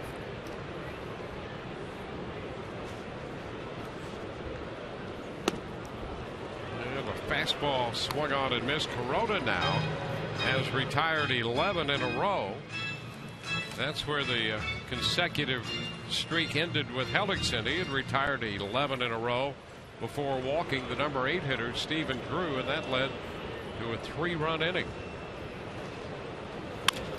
Ground ball headed toward the middle. It's Drew making the pickup and the throw. So Escobar is out for the second time, 0 for 2. Yeah, that's the unfortunate part of that inning. You know, Jeremy Hellickson was in complete command of that ball game, and we had just gotten done in his previous at-bat, well, not only striking him out, but we were talking about how he'd just never been able to get on track with the bat, struggling mightily with 2 teams. The batting average at 173 coming into play, and the walk to Drew is what got everything started. Now, certainly you could retire the next man and forget about it. We're not even talking, but Martin Prado rifles one down into the corner, and then the parade to the plate would start. And that's how quickly an outing can get away from you.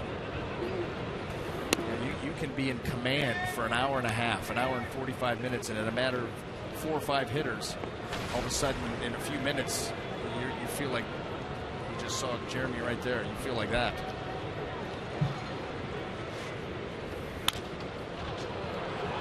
Popped up by Bellomi. Drew handles this one. 2 gone.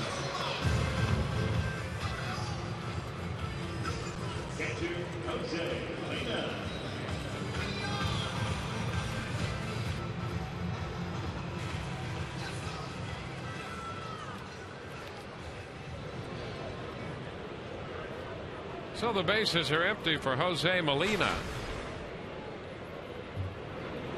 Molina grounded out to second his first time.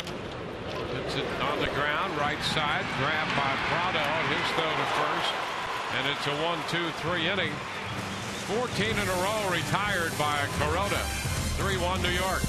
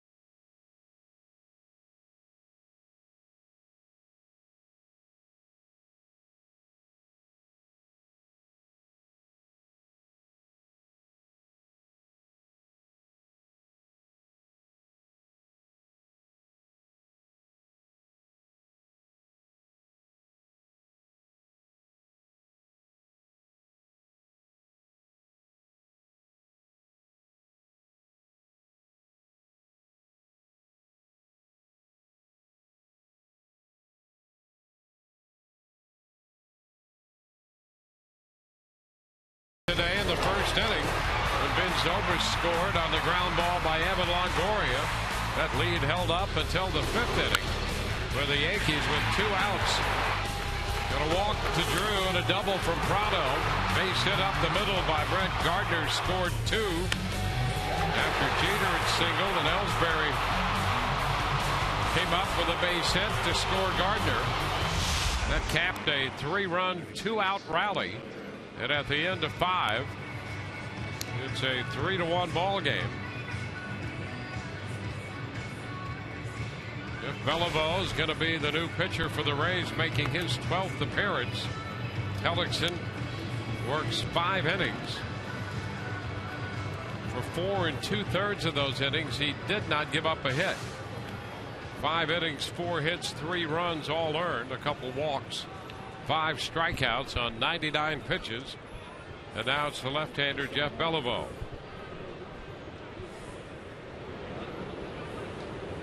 Carlos Beltran will lead off against the lefty.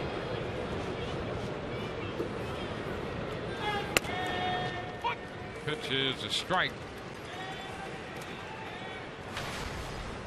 So bring in the lefty, flip Carlos Beltran around, and go right to shifting. Well, they shift on him from either side.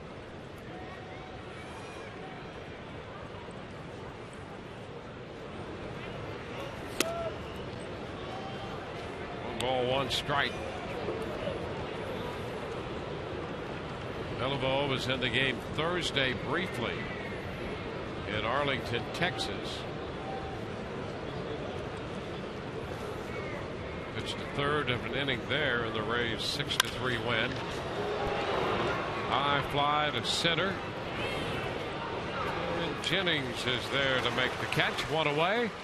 With that, let's check in with Todd Callis. Todd? Dwayne, thanks. What Brian was talking about earlier, BA was mentioning how the bullpen wasn't up quite as early as he thought. Part of that is that the guys in front of me right there, Jake McGee, 32 pitches yesterday, Brad Boxberger, 3 games in a row. So Joe wasn't sure what their availability was going to be. Madden said the frustrating part with this month is he's had McGee pitch 4 out of 7 games where the Rays have lost, and Boxberger 4 of 8 where the Rays have lost. So it's extra inning L's, and then unfortunately last night's game as well. So Joe has to be careful so that the guys he calls Jake in the box still have something left in the tank come September. Guys, back to you. There you go. Right from the bullpen. 1-0 the count on Brian McCann. 1-1.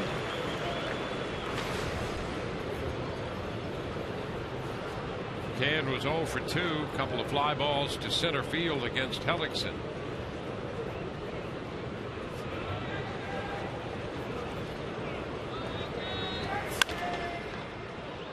Lined into the seats.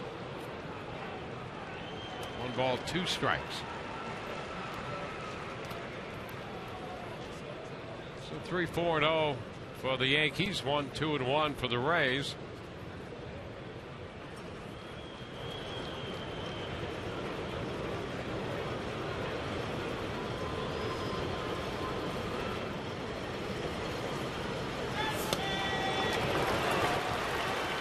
McCann out on strikes.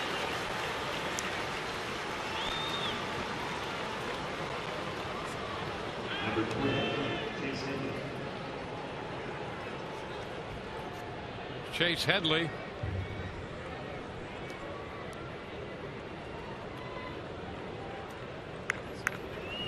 Headley 0 for 2.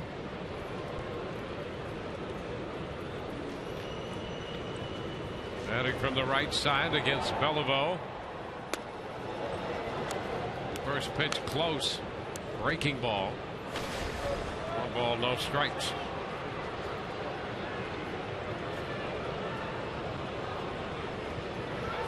Rays have the shift on for Headley from the right side as well as the left side. The shift is becoming the norm defensively. It really is. And what's the next step in the evolution? I guess hitters who spray the ball everywhere. That's it. I think that's what you're going to see, because in every sport, you know, the defense will come up with something, or the offense will come up with a gimmick, and there's a subsequent reaction. He hits it through the shift between Escobar and Zobrist. Headley is aboard with a 2-out single. How valuable will those guys be? The guys that will force you to play defense straight up because of that ability to use the whole field. And oh, by the way, the guys that typically have that ability are tremendous hitters. They're going to hit 300 every year or close to it.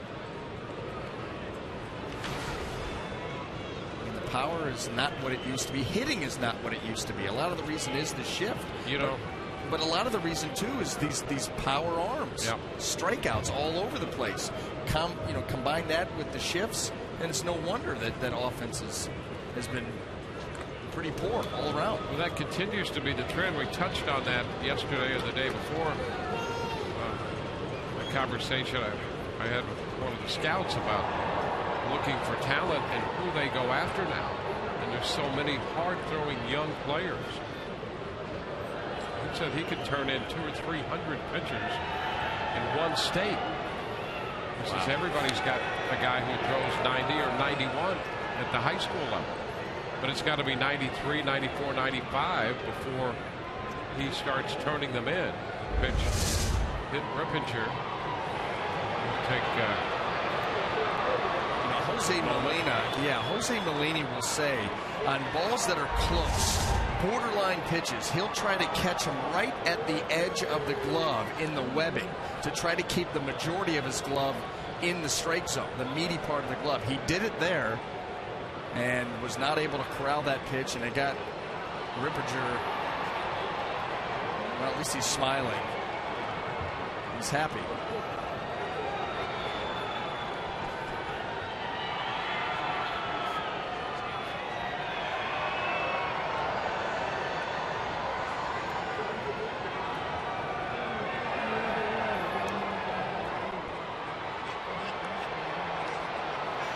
Harker out there and backs off now that Rippinger says he's going to be all right. He will continue.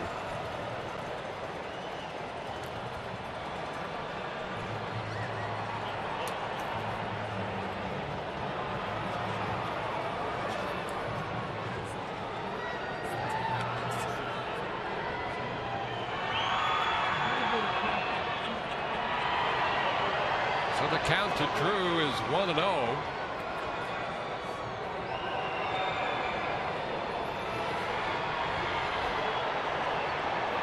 Headley at first.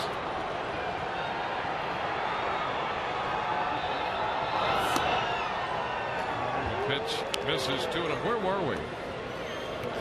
Not sure. Not really sure either. There's a ball off the glove, a delay. Yep, there you go. 2-0 the count to Drew. Kirby Yates up in the bullpen.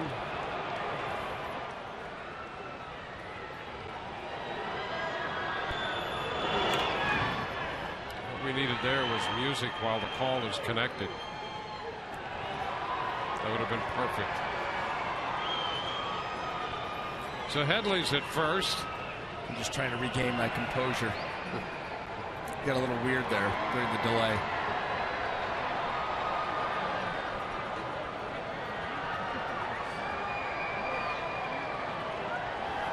Over to first again. Headley back. I mean, Todd Callis, he truly is the jelly of the month club guy. The gift that just keeps on giving. It's tremendous. He's the best. 2 balls, no strikes, the count on Drew, and he pops it up. Zobrist corralling this one. That'll take care of New York in the 6th. 3-1 New York.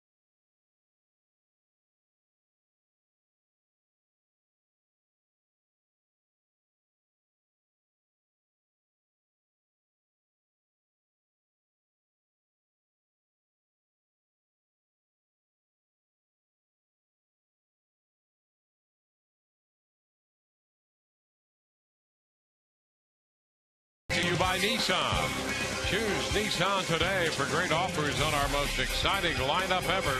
Shop ChooseNissan.com. By Wesley Chapel Toyota and Wesley Chapel Honda. Home of the lifetime warranty. I-75 North, exit 279.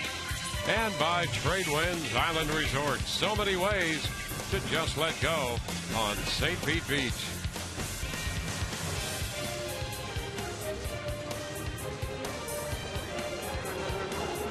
Oh, the bottom half of inning 6. Rays got a first inning run on a couple of hits off Kuroda and nothing since. He's retired 14 in a row. Here's Kevin Kiermaier.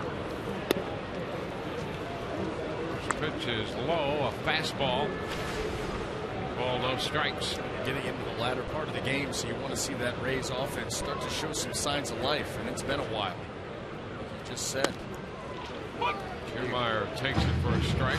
And a good spot for it to start here. Kiermaier, good speed.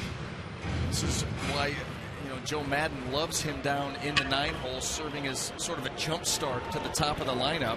Perfect place for that to happen. Yeah, they're going to lift this one into center field off the breaking ball. A little off stride there. It's been the story of the day. Hitters out of rhythm. Power spent.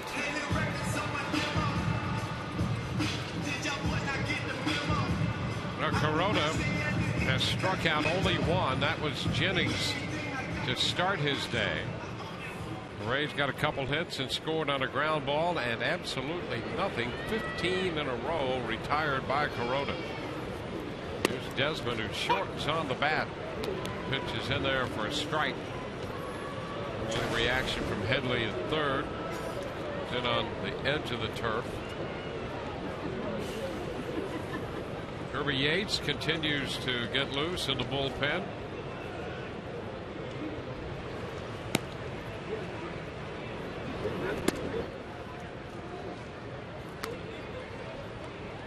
It's a 1-1 count.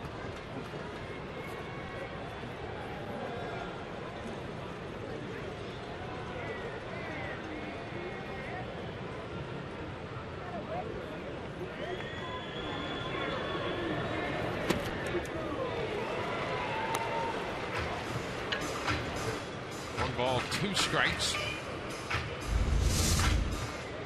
See the split. Boy, look at that pitch start right at the knees.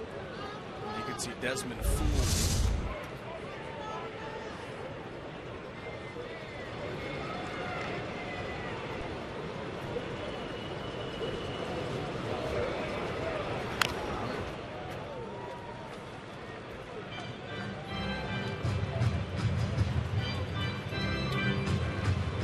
Kuroda, who, as we mentioned earlier, the Rays have had some success against, but in the 2 prior outings this year, he pitched pretty well against the Rays, and he has really elevated that today with what we've seen here.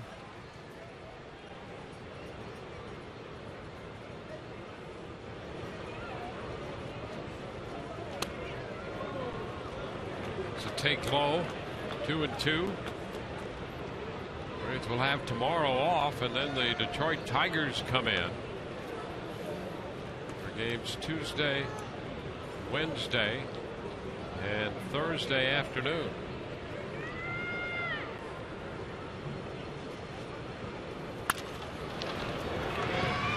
This one picked up by Prado. 2 up, 2 down in the 6th. Kuroda's been masterful. He really has been masterful so far.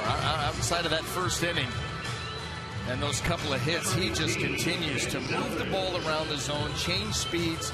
You've not seen a real aggressive swing in it seems like about 2 hours. Well, there you are. 71 pitches and just the 1 run on 2 hits way back in the first inning. And so impressive to quiet a lineup down like he has without running a big strikeout total. There's a one-hopper grab by Prado, and what a great play by Prado from the outfield. He throws out Ben Zobrist to retire the Rays in order in the 6th. Outstanding play right there by Prado.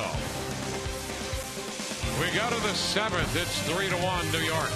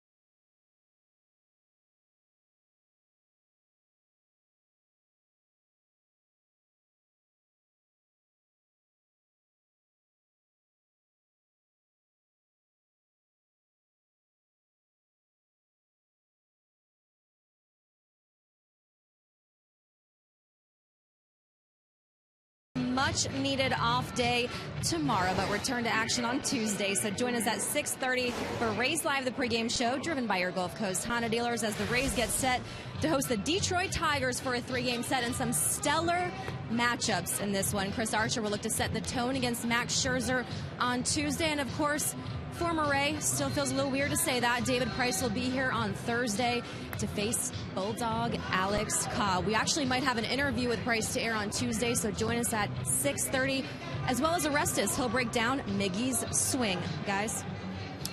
All right, the Detroit Tigers coming in after that day off tomorrow. Kirby Yates coming into this game, the third Rays pitcher. Beliveau worked one inning, gave up a hit, picked up a strikeout.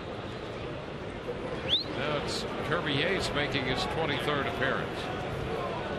He's putting together some good numbers. Having a tremendous year in Durham, obviously deserving of the call-up that he got. He's continued to perform.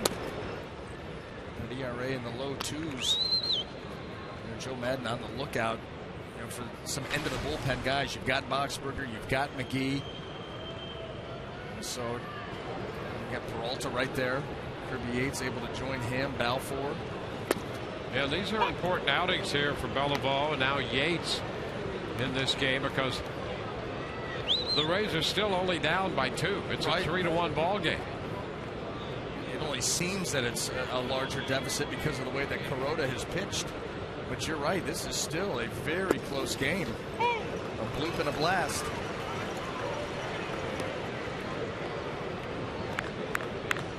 And really, these are must-win games. Yep. I mean, I think Mark Teixeira spoke on that, said, from here on out, if we want to be relevant going forward, these are must-win games already. It seems like the Rays have been playing must-win games for about 2 months now. Yep. Zobrist makes this play, and Prado's out of there 4-3.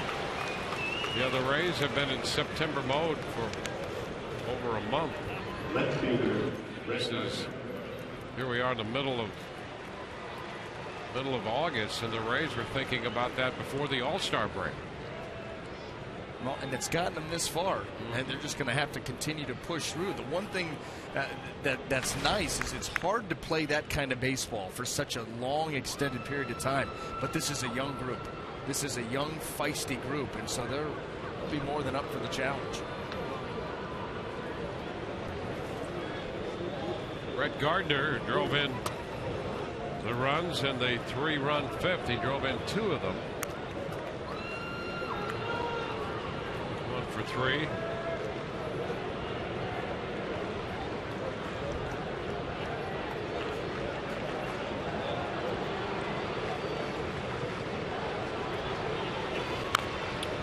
Yankee inning shows you how quickly it can happen. Ellickson had retired 11 in a row, had 2 outs in the 5th, nobody on base.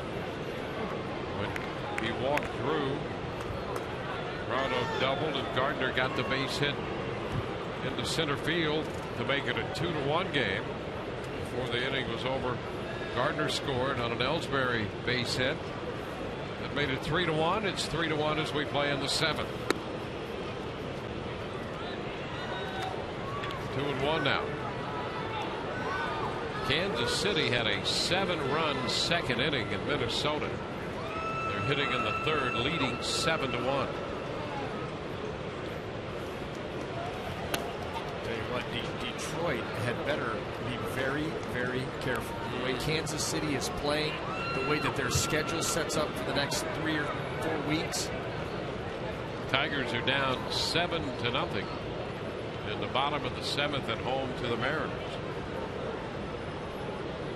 That's what's going on in the American League Central.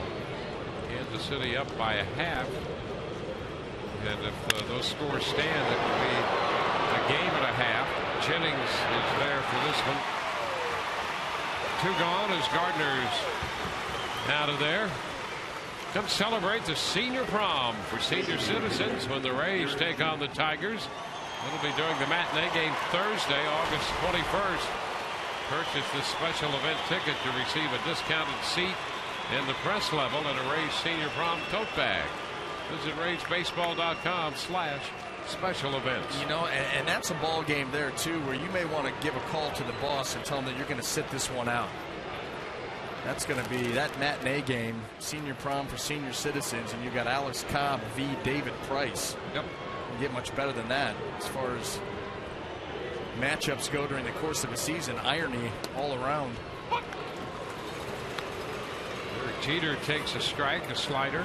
As the Rays started to climb back in the pennant race, you know, to get relevance in the playoff chase, you're riding David Price, and now to continue that, you've got to beat him. Yep.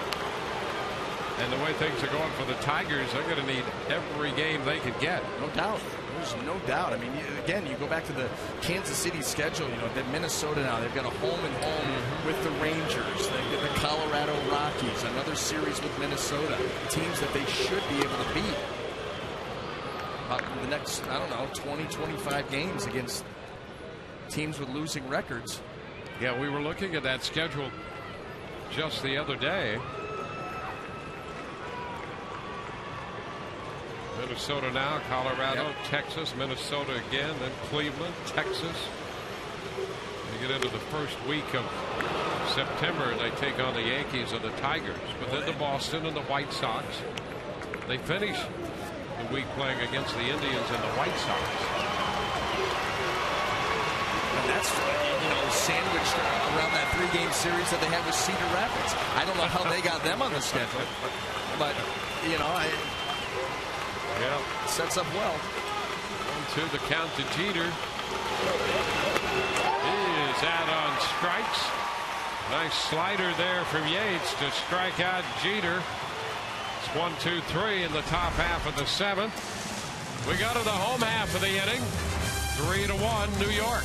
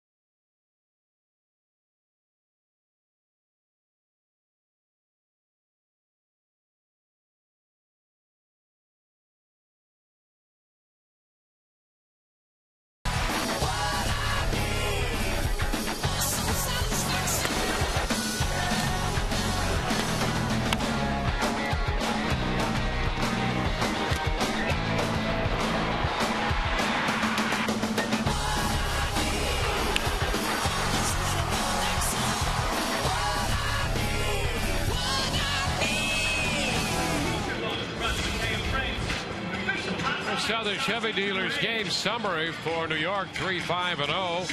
Well, the Rays are on 2 hits and 1 error. Kuroda, 6 innings of 1-run baseball. He's given the Rays just 2 hits. They both came in the first when the Rays scored their run. Jeremy Hellickson touched for 3 runs after 2 men were out in the 5th. So Hellickson goes 5. Beliveau and Yates have followed. Kuroda's out there to begin the bottom of the 7th inning, and boy, has he been good. Boy, he has been very good. There's his 1 strikeout. Other than that, it's just a lot of soft contact, some ground balls, some pop-ups, and Kuroda's just continued to be masterful with his pitch location, his pitch selection, his sequencing, everything right now working for Kuroda. Rays will look to make a move here in the 7th, but it will not be easy, as you can see by those highlights. 1 strikeout. That was the first man he faced. A couple of sliders and a split to strike out Jennings. He's retired 17 in a row. Joyce, Longoria, and Loney due up in the bottom of the 7th. Time for the Rays to make a move. There's a shot into right. One hops the wall, and Joyce is on his way to second, and there's a start. That snaps the streak of 17 straight. 21st double for Matt Joyce. That may have been the guy to have at the plate. He's had a lot of success off of Kuroda in the past, and frustratingly popped up in his last at bat. He does not miss this mistake. Able to get good extension. The swing, everything was on time, and the ball gets shot to the wall. Rays with an immediate threat here in the 7th. Well, and with that, the tying run will come to the plate in this 2-run game. It was Evan who singled, or who drove in a run with a ground ball in the first. He is 0 for 2. This pitch is a fastball catching the outside corner for a strike.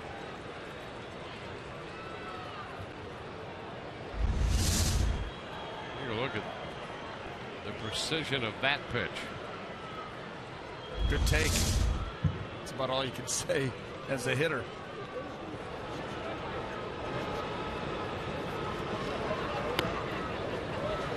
It's 1-1. Evan came into this game 9 out of 21 with a home run against Kuroda. 0 for 2 with a run batted in today.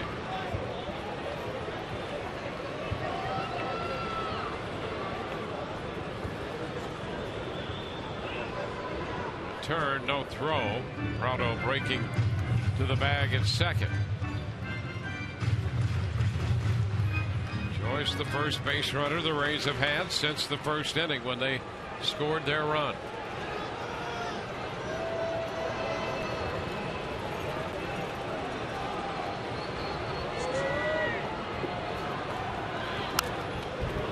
Pitch is fouled back. 1-2. That's the pitch right there that Evan Longoria, when everything is going right with him, that ball is destroyed. Yep, that was a slider that stayed up. Yep, it hung and stayed out over the plate.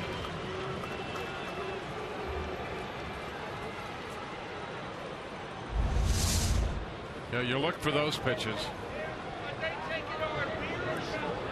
And usually don't ever get them. At least not as often as you'd like.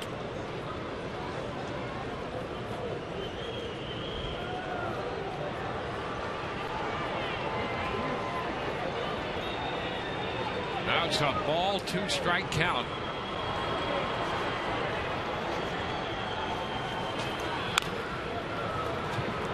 Fouls it. Fastball coming in on him. And this is the way Kuroda's pitched.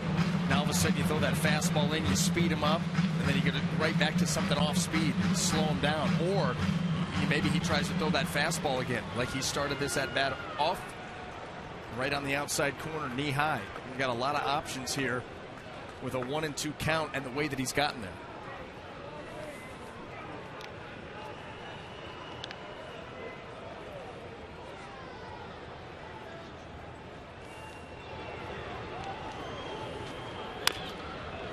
Came fastball.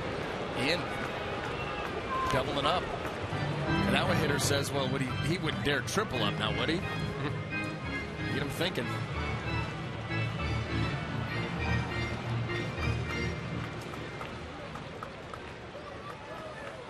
One and two the count on Evan.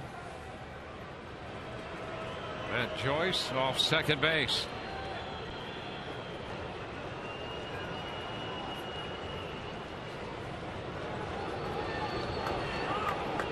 And again a turn with Prado breaking to second, but no toss back there.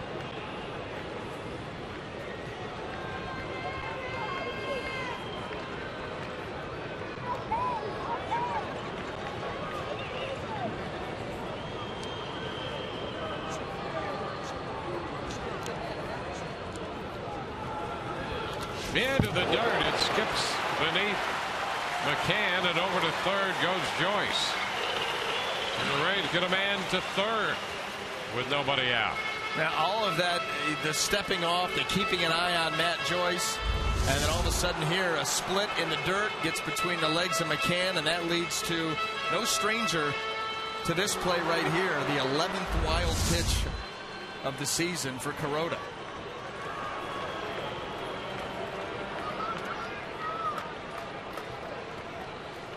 Two and two the count. The chopper down to third. Foul ball. Just kicking foul, and Kerwin Danley on the call. And the Rays with a prime opportunity here to cut into this lead and make it 3-2. But boy, you'd like to see him put an inning together, because if Kuroda's able to get through this 7th inning with the lead, you know who's coming 8-9. Yeah, or you've got the shutdown bullpen. That's coming. right. You got Betances and Robertson set up, so this is your inning, most likely inning. Well, it started the right way with a double and a wild pitch. Man at third, no outs. 2-2 the count. Longoria fouls a fastball. And we talked about the slider that hung. Go back and look where this fastball was. They're trying to come in, and Kuroda throws that fastball right down the middle of the plate, about belt high. Oh my. You could see McCann moving, anticipating where the location of that pitch might be from where he wanted it to be.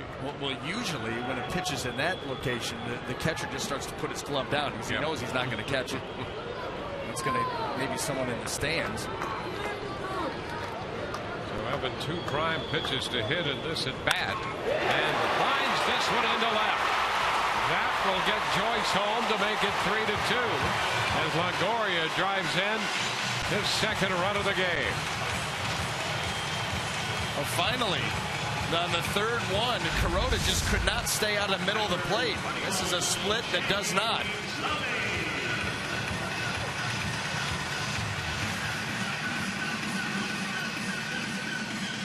Well, and from the Yankee perspective, they have to be a little concerned that Kuroda has made those three hittable pitches to Longoria in one at bat here in the 7th inning. They're going to start to get some action in the bullpen right now. Yeah, his pitch count not too high, but that sequence of pitches to Evan Longoria about midway through started to go south in a hurry for Kuroda. And here's Loney, whose home run in New York handed Kuroda a loss earlier this year, but he hit a curveball out. When you get a pitcher too that starts to worry about the running game that Kuroda has started to do with Joyce at second and now stepping off with Evan over there on first, you're not going anywhere right now. You should be concentrating on the pitch. Not to mention you control the running game. There's 4 stolen base attempts on the season. When you get a pitcher doing that, you start to wonder where his head's at this point.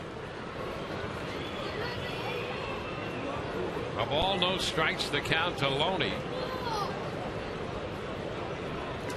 Sean Kelly, you saw a moment ago, is up in the New York bullpen.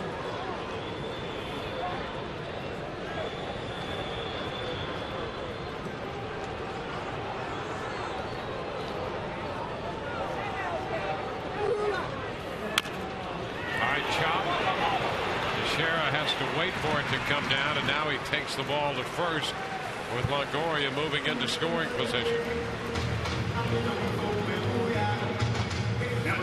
Well, that's the first out, but the Rays get Longoria up to second. Yeah, this is your opportunity to get this game back to even. James Loney might as well have been a bunt.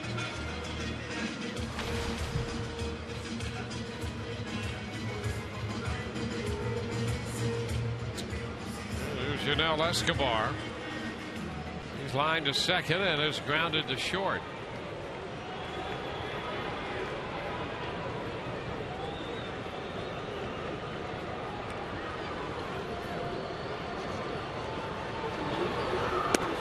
He lays off that pitch down and away.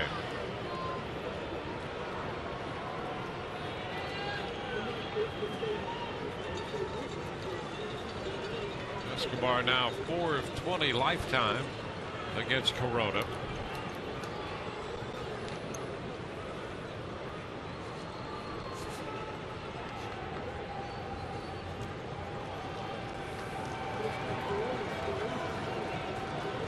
I'll tell you, a lot of stepping off indecision from Corona, dragging this inning out.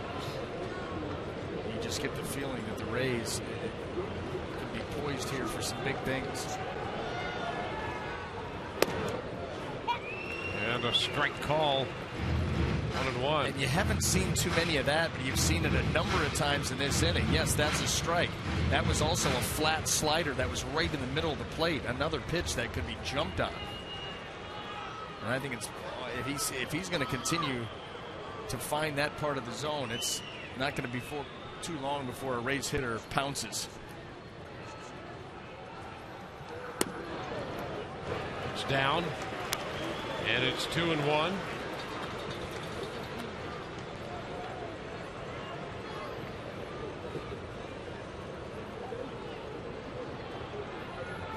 Joyce opened with a double, was wild pitch to third, scored on the Longoria base hit. He moved to second on the chopper by Loney.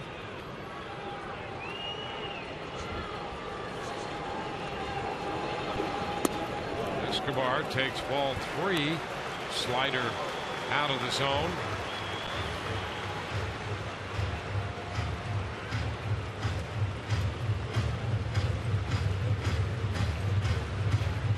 Three and 1, and McCann trots to the mound. Vince Belnomi is on deck.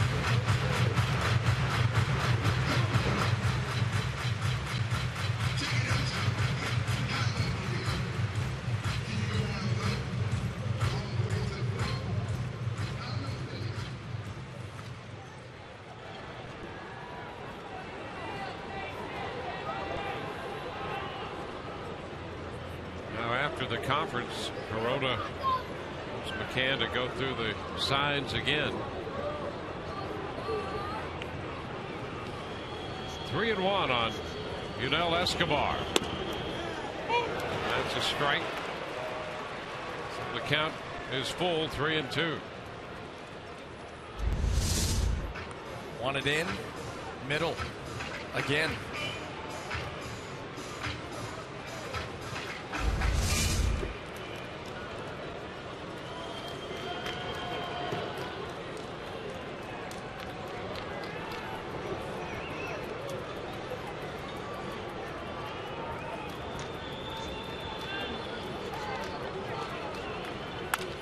Ground ball right side. Over to third goes Longoria. Escobar is out. Prado to Teixeira. He finally got the fastball into him. Yep, and it worked. See, that's where Corona's lived this entire game, or for the majority of this game. Right on the edges, and those are the kind of swings and the kind of contact he's gotten. In this inning, a lot of these pitches have found the middle of the plate. Ray's been able to capitalize for one, looking for at least one more, get this thing tied up, and it'll come down to Belnomi. He's 0 for 2 on the day. Fly ball to center and a popper to short. Pitch is off the plate. And remember this, Kuroda, his put-away pitch, if he does have one, he likes to go to it, is that split. We've already seen one wild pitch. He has 11 on the season, a runner at third here. It could be another way that the Rays get a run home. Got to have an aggressive secondary lead and be ready to go. Nome misses the split there. It's 1-1. One of the better ones he's thrown.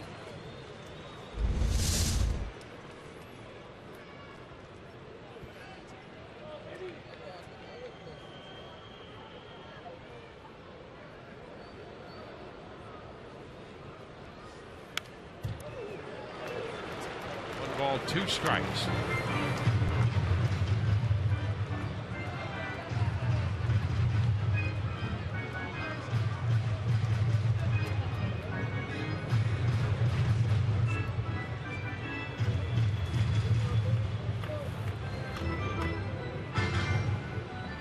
Is at third. He's driven in both runs for the Rays. Another conference between McCann and Kuroda.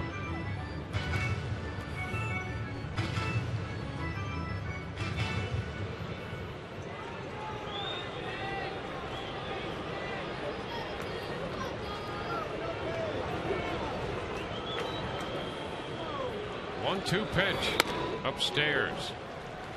Put up with a fastball, and Bellomi would not chase it. That pitch serves 2 purposes. Number one, maybe you get a chase, but even if you don't, you change the hitter's eye level. Now you come right back down in the zone with something.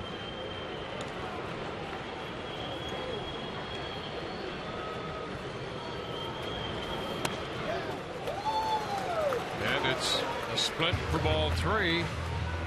So the count is full. Well, you can feel, it's amazing how Kuroda was in such control of his game, and you feel right now he is hanging on for dear life. Yep. Well, he's retired 17 in a row coming into this inning. Completely different now. Giving up a run, a couple of hits, 2 on, full count to Bellomi. Slicing out of play.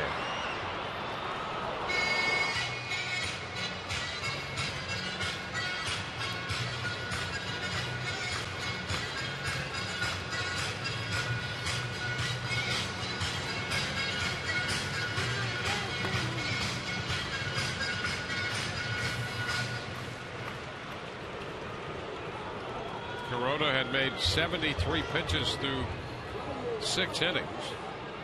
He's made 22 pitches here in the 7th, and it seems as if he's taken as long in the 7th as he did through the front 6. And he misses with a fastball in to walk Bellomi. Now the Rays draw their first walk off Kuroda. Sets up first and third with 2 outs. Jose Molina is due to bat, but he'll be recalled. Brandon Geyer will come on to pinch hit. So Molina's lifted in the bottom of the 7th. And out comes Joe Girardi. He's going to go to the bullpen. So a pitching change coming for New York.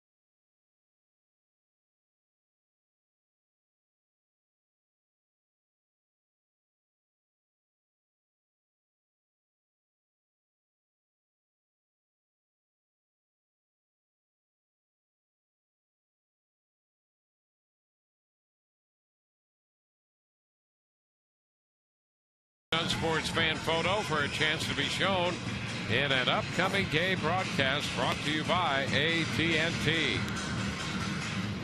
I'm going to tell you something right now. How do you get a cat to stay that still? That is impressive. I mean, you build all around the baseball, the little bat, the hat, and the cat stays right there. I like it.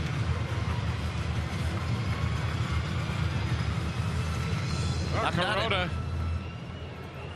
Yes? No. No. Okay. Big part of the game. Corona, 97 pitches, and Sean Kelly inherits first and third. 2 gone. Brandon Geyer, pinch hitting.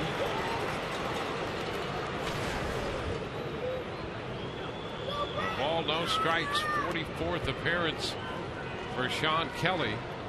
He was in the game for an inning here yesterday.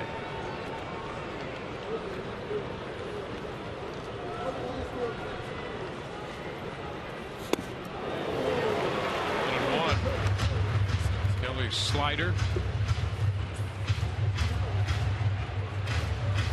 Joyce has scored. Longoria's at third. Valdomi's the runner at first.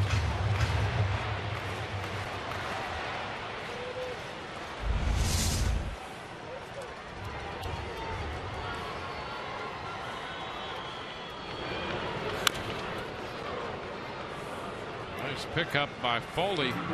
Tom Foley showing good hands down there. And why not?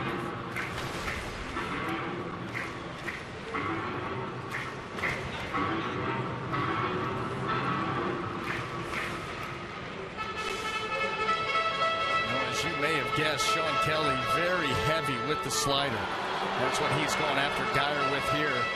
He's now up 1-2.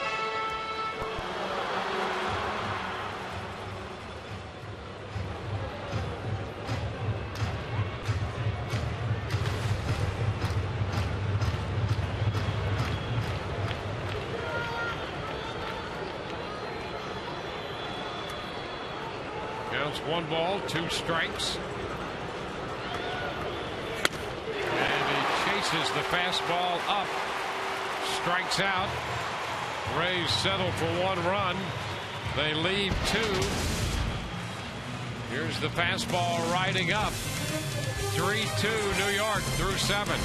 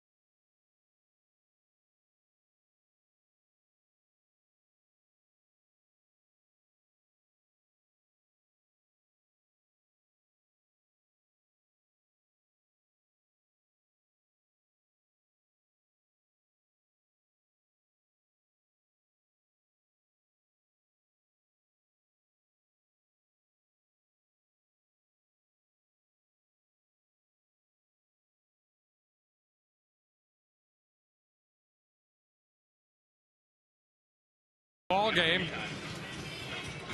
Reminder, Rays fans, to log on. Caption this photo of Ben Zobrist. We'll take a look at all the submissions and pick the best caption to be featured in Wednesday's Rays-Tigers game next week. Log on to foxsportsflorida.com/Rays caption to play.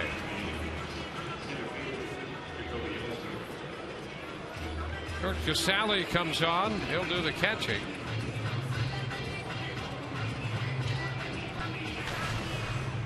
Joel Peralta, new pitcher for the Rays, so a complete new battery for Joe Madden.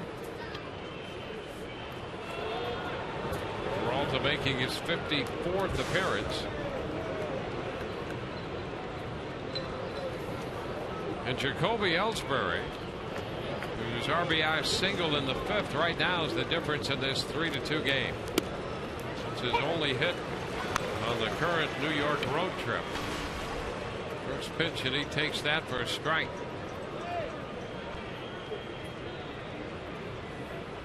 And then, as it turns out, that was a big run for the Yankees. That was their 3rd run. Obviously, the lead here at 1. 0-2 the count on Ellsbury. Well, his swing just does not look the same. As far as being in sync, he's been getting beat by some fastballs that are close to him, fooled by some off speed. Every hitter is going to go through a stretch like that during the course of the season.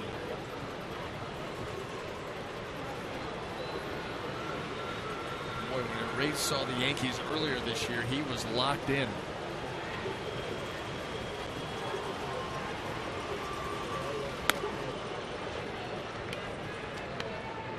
Now 1-2. There's the big right-hander. Dylan Betances in the bullpen. He worked an inning yesterday and picked up a strikeout.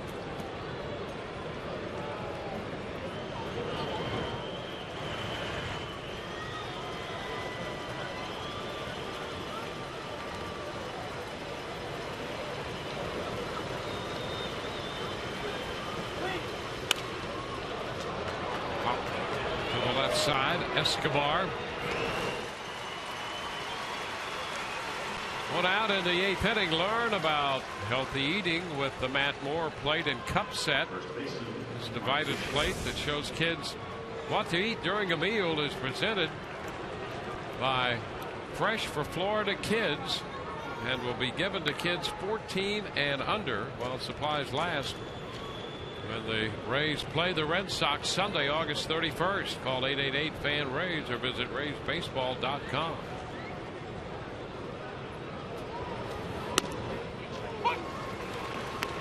Mark Teixeira takes a split, and that's in there for a strike.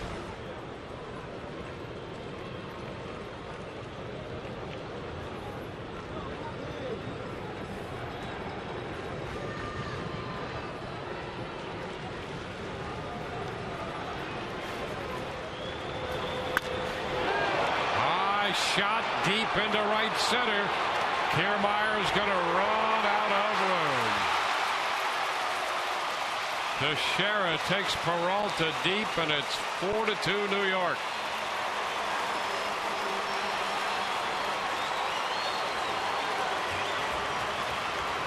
Well, it was Teixeira who said that these are all must-win games, and he backs it up here. A hanger. This just floats in, stays at thigh high. No break to that pitch.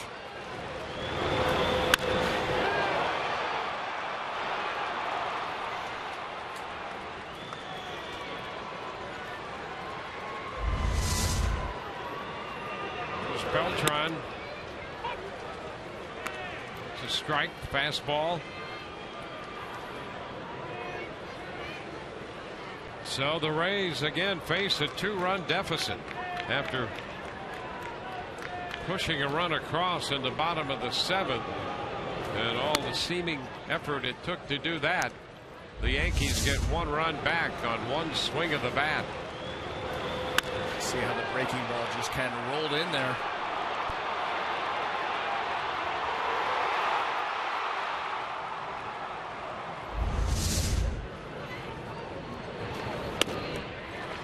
Beltran over this one, out in front of the split, 1-2. Tigers bat in the bottom of the 9th inning, trailing the Mariners 8-1. Royals have a 7-2 lead on the Twins. Bottom of the 4th in Minnesota. Ground ball left side, and that's manned by Longoria. 2 gone. So Beltran with the shift on. Grounds out to Longoria. So that goes 5-3.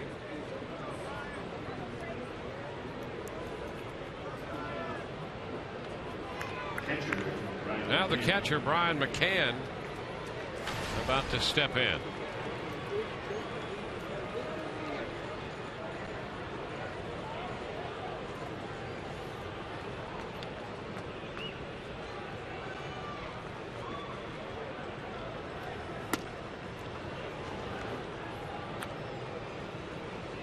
A ball, no strikes.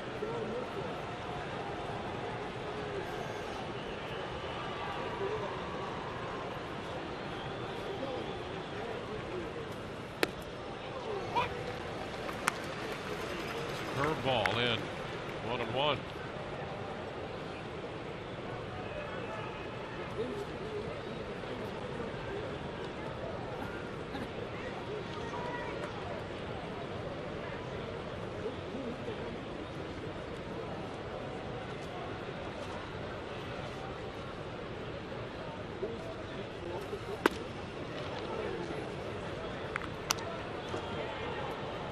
Orioles have beaten Cleveland 4-1 the final. Gausman the winner.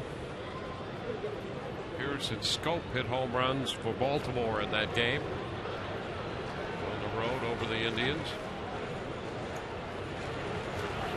It's a foul, and we'll take the count to 2-2. 2 outs with the bases empty here in the 8th inning.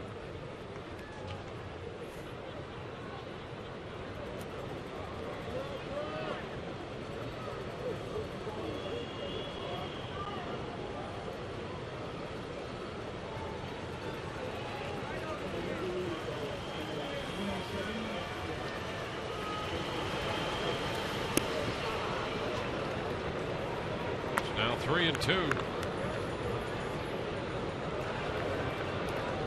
The Rays had gotten back to 500 with a record of 61-61. Dropped yesterday's game, coming in 61-62 now, trying to get back, but they're 2 runs behind in the 8th. McCann pops it into shallow center, and that's going to fall. Escobar out there in between Zobrist and Jennings, and McCann is aboard. Sloppy. That's just sloppy baseball. That ball was up there forever and has to be caught. I don't care what the defensive alignment is. I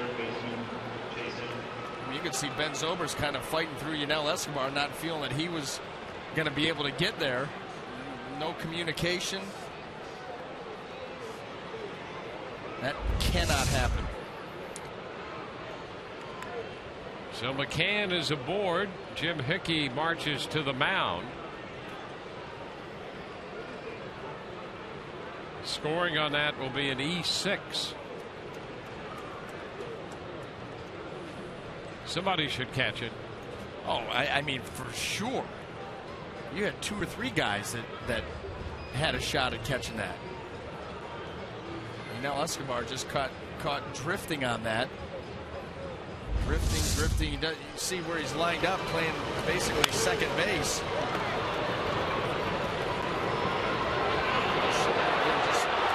He wasn't actually. Ben Zobrist did him a favor, pushed him closer to the ball. And that's, you do get into trouble when you drift on balls. No doubt. No doubt. The bottom line is that inning right here should absolutely be over and allowed to continue. Chase Headley. That's a strike. He did go after it.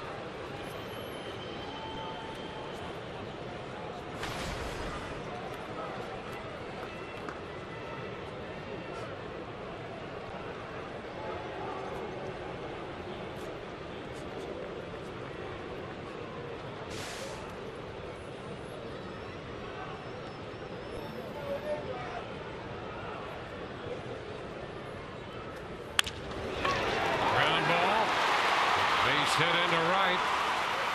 So McCann advances to second. Headley picks up his second hit.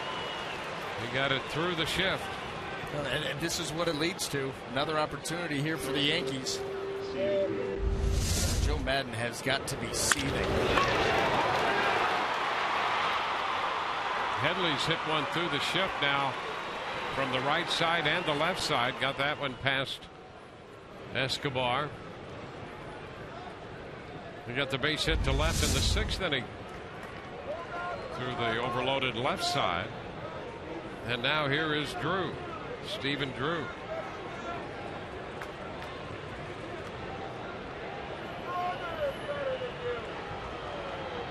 Drew walked and scored. He drew that 2-out walk in the 5th.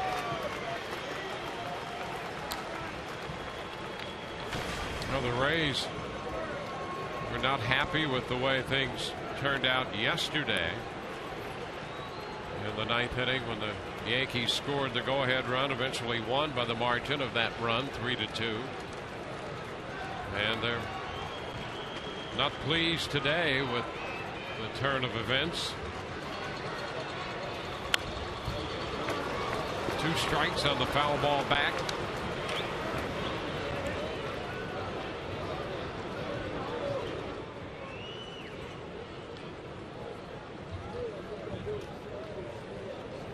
Teixeira hit the home run to make it a 2-run game with 2 outs. McCann hit the popper into shallow center. That went as an error on Escobar on a ball that was catchable. Headley is single. Drew lifts a fly ball. Popper into shallow left. Joy's out, and so is Longoria. Evan makes the catch in short left field. Bottom of the 8th coming, 4-2 New York.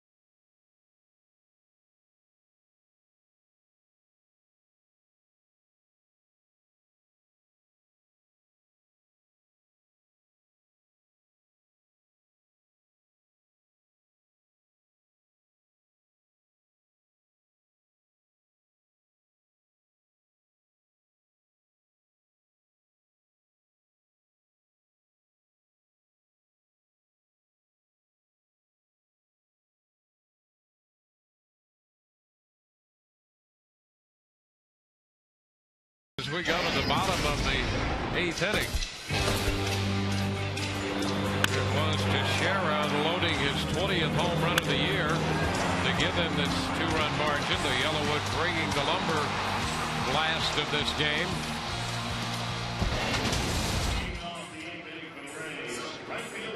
I'll tell you what, that home run there by Teixeira, his career numbers now off of Peralta, 5 out of 9. 3 of the 5 hits have been home runs. He got him again. Now Ichiro enters the game defensively in right. Ichiro Suzuki, the right fielder. Kevin Kiermaier will open the bottom of the 8th against Dellin Betances. And he's swinging at that first pitch foul ball.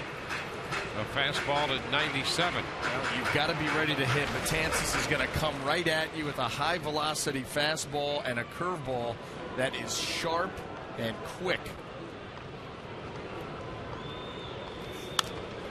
Foul right back, and that one off the facing of the upper deck. So the Rays with 2 shots left here. Grant Balfour is up in the bullpen.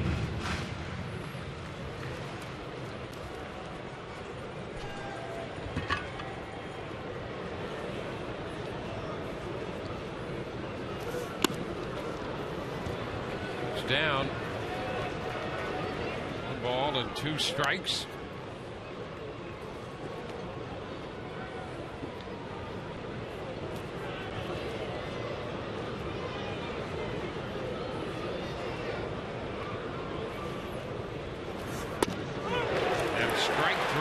Called on a breaking ball. Betances.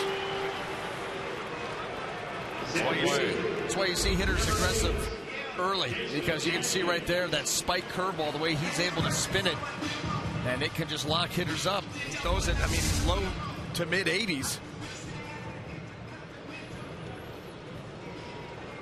Well, you see 108 strikeouts for Betances, and we know how dominating Brad Boxberger has been.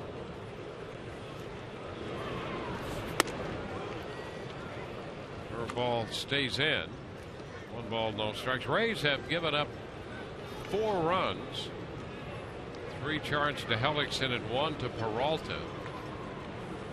Rays had gone a club record 12 consecutive games allowing 3 or fewer runs. They've been touched for 4 today.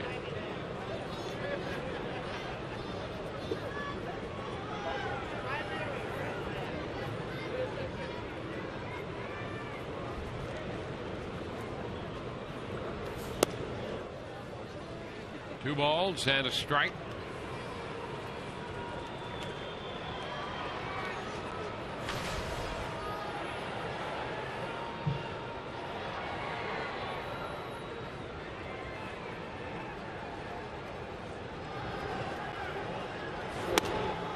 Strike 2, 2-2.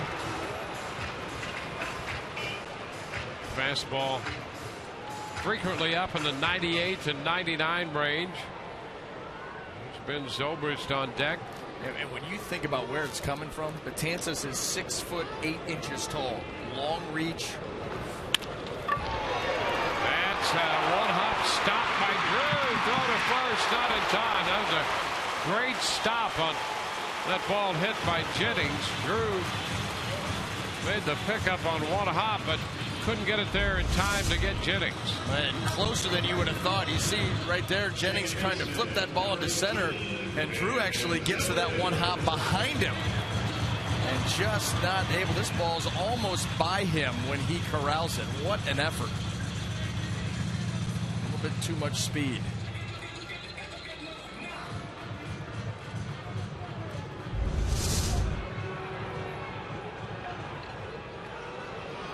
So the Rays have a base runner, and here is Ben Zobrist. Chopper toward the middle, backhanded by Prado, out at second. So Jennings is forced. Zobrist reaches on a fielder's choice. Prado to Drew. 2 gone. Ben trying to go right back up the middle here and split the defense. He gets it over the head of Betances, but Prado able to corral it. Drew gets back to the bag, and forced play there for the Yankees for the 2nd out. You see all these Rays hitters, the first pitch fastball they are going after.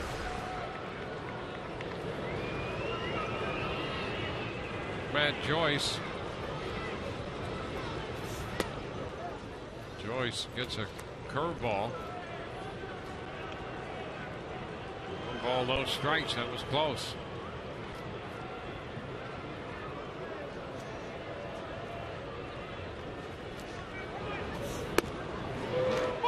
That's in there, a strike, another breaking ball.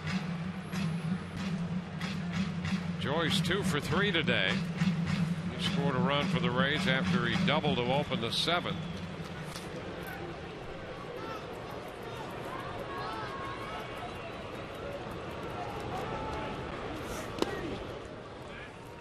2 balls, 1 strike.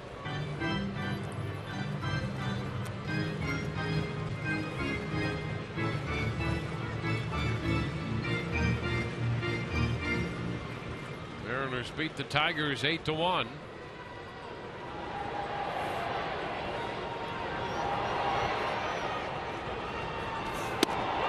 Joyce takes that one on the corner at 97. 2-2.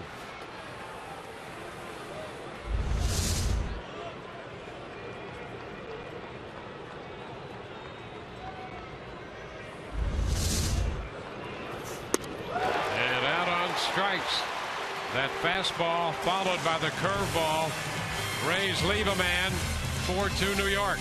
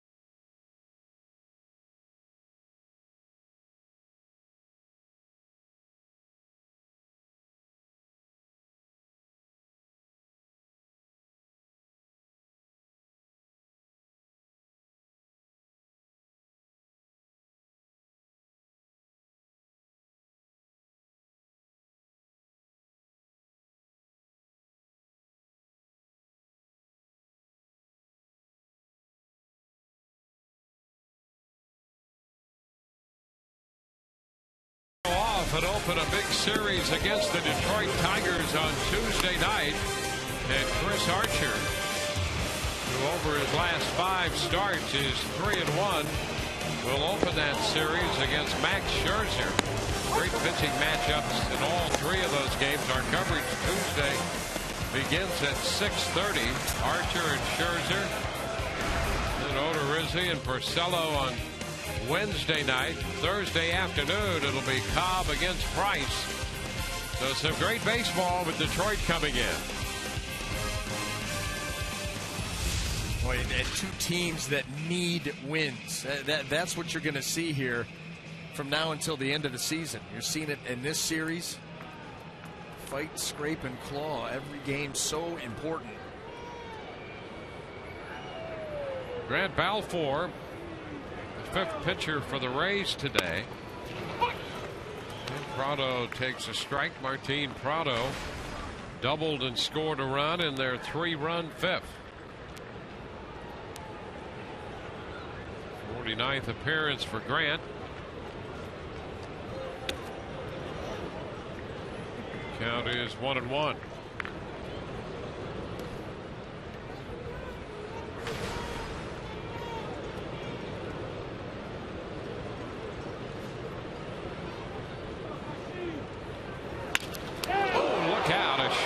Back at Balfour, deflecting to Escobar, and a wide throw at first, backed up there by Casale. Boy, a shot right back at Grant Balfour. That is unnerving.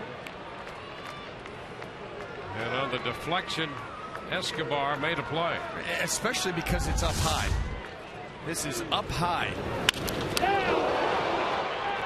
Actually, Escobar's got a chance to make a play. And off the glove, there's the deflection and the throw wide.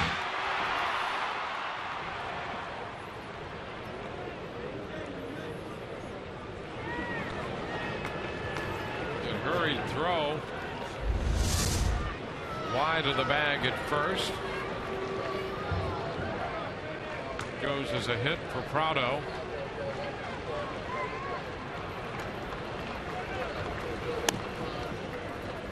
This is upstairs. Brett Gardner at the plate. Cesar Ramos is up in the Rays bullpen.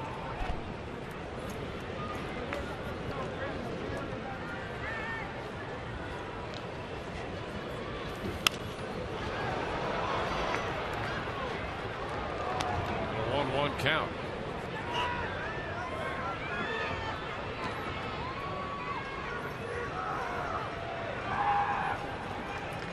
The Rays left-hander Ramos.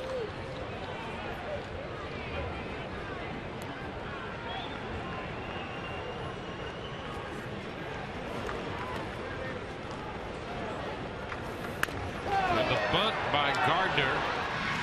Throw to first in time, and Prado moves into second base.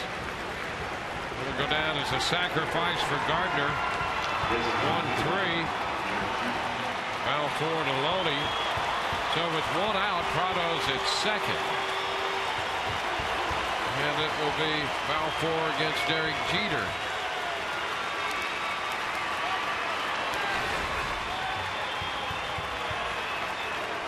Jeter with a hit today. He's been on twice. He reached on an error in the first. His single came in the 5th inning when 5 consecutive New York hitters reached.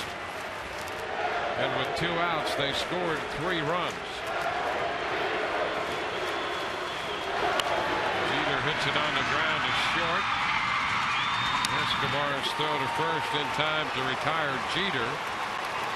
Prado goes over to third. 2 outs in the 9th.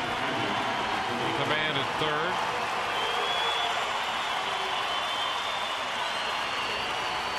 Jeter, who has served as the DH, back into the dugout he goes. And Jacoby Ellsbury, who had a very big hit in that 3-run 5th to drive in a run, his only hit not only of this series but of the Yankee road trip. They were in Baltimore for 2 games and had a rain out there. But he singled in the 5th. And that drove in a run. A ball, no strikes, the count to Ellsbury.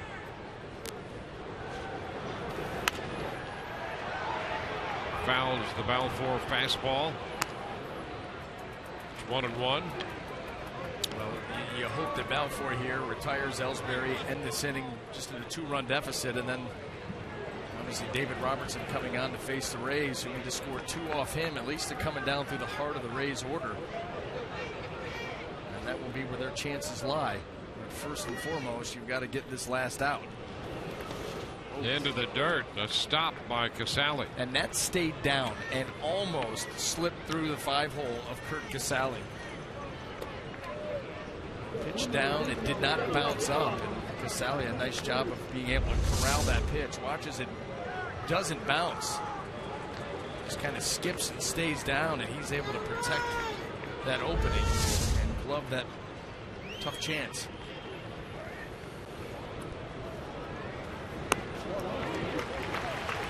Two and 2. Pitch with some depth on it.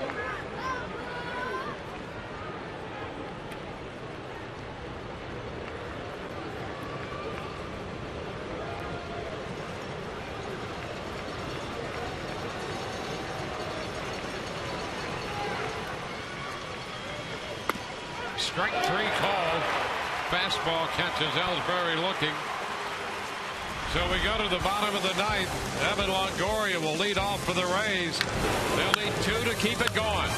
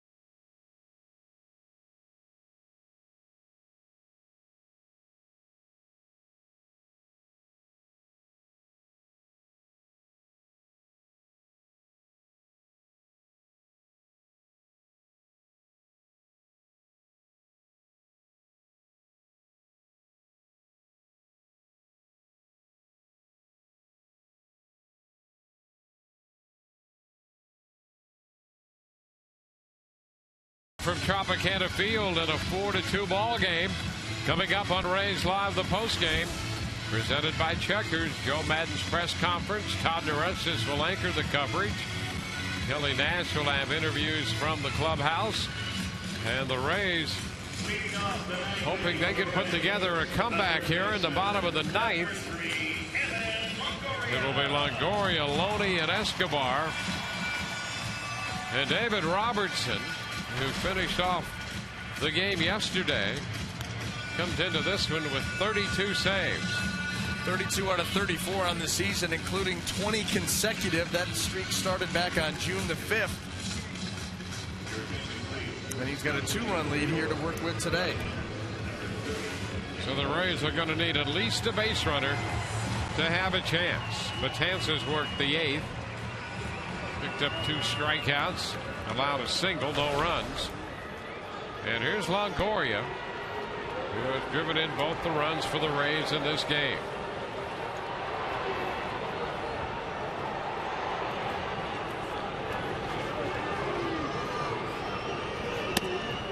This pitch is outside.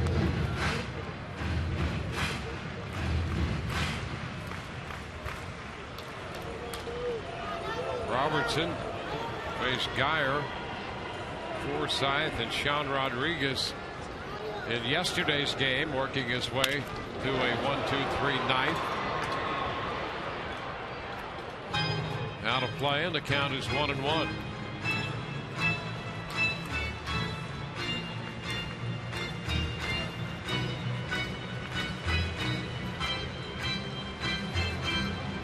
There's 20 straight saves of which you speak. His last blown save was on the first day of June to the Minnesota Twins. He gave up 5 runs in 2/3 of an inning.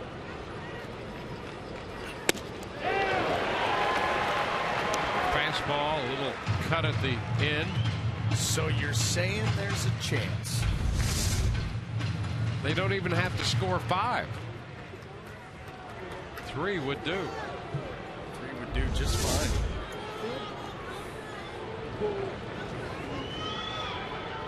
One ball, 2 strikes.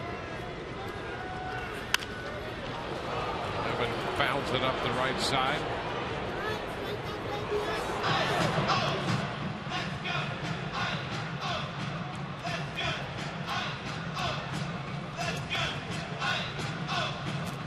Rays come into this 3rd game of the series 8-4 against the Yankees in the season series.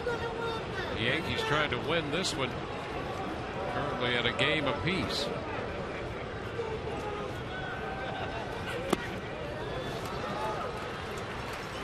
Two and 2.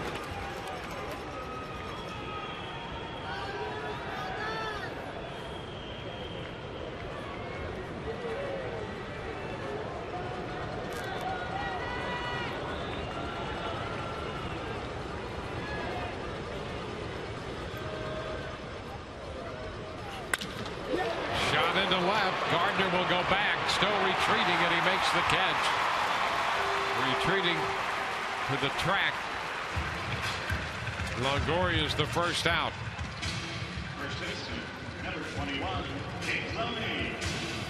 So the Rays with 2 left, needing at least a base runner. And here is James Loney.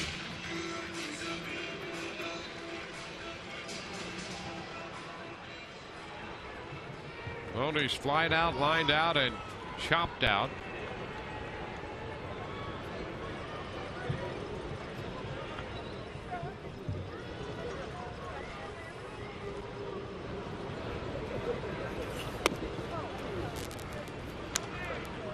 A ball, no strikes.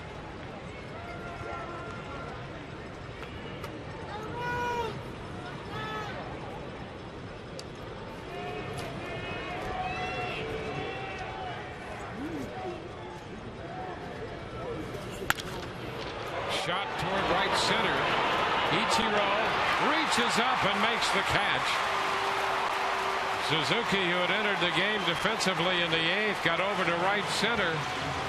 Threw that glove arm up there and made the grab. And sometimes you ask yourself, well, why? A defensive replacement in the outfield, you bring him out there. Beltran had been out there in right field, and this is exactly the reason. The Rays need a base runner to have a chance. James Loney with a nice drive and close quickly and make a heck of a catch. The Rays making a bid for that base runner, but 2 outs now, down to their final out. 2 balls hit very hard. Escobar, a big cut, he misses on the fastball for a strike.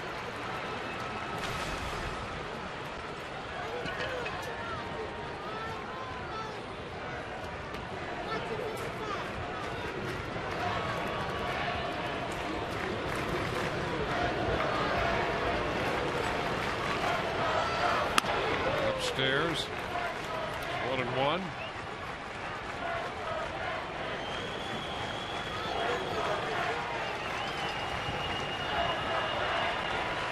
Escobar 0 for 3, all of that against Kuroda, the starter.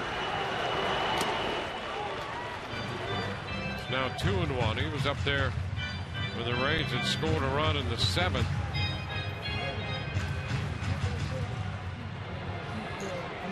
Grounding out. The man at second. The second out of that inning. A ground ball to short. Drew up with it. The throw to first. This one is over. The Rays go 3 up, 3 down in the 9th inning. The Yankees win it 4-2. Back with the totals in a moment.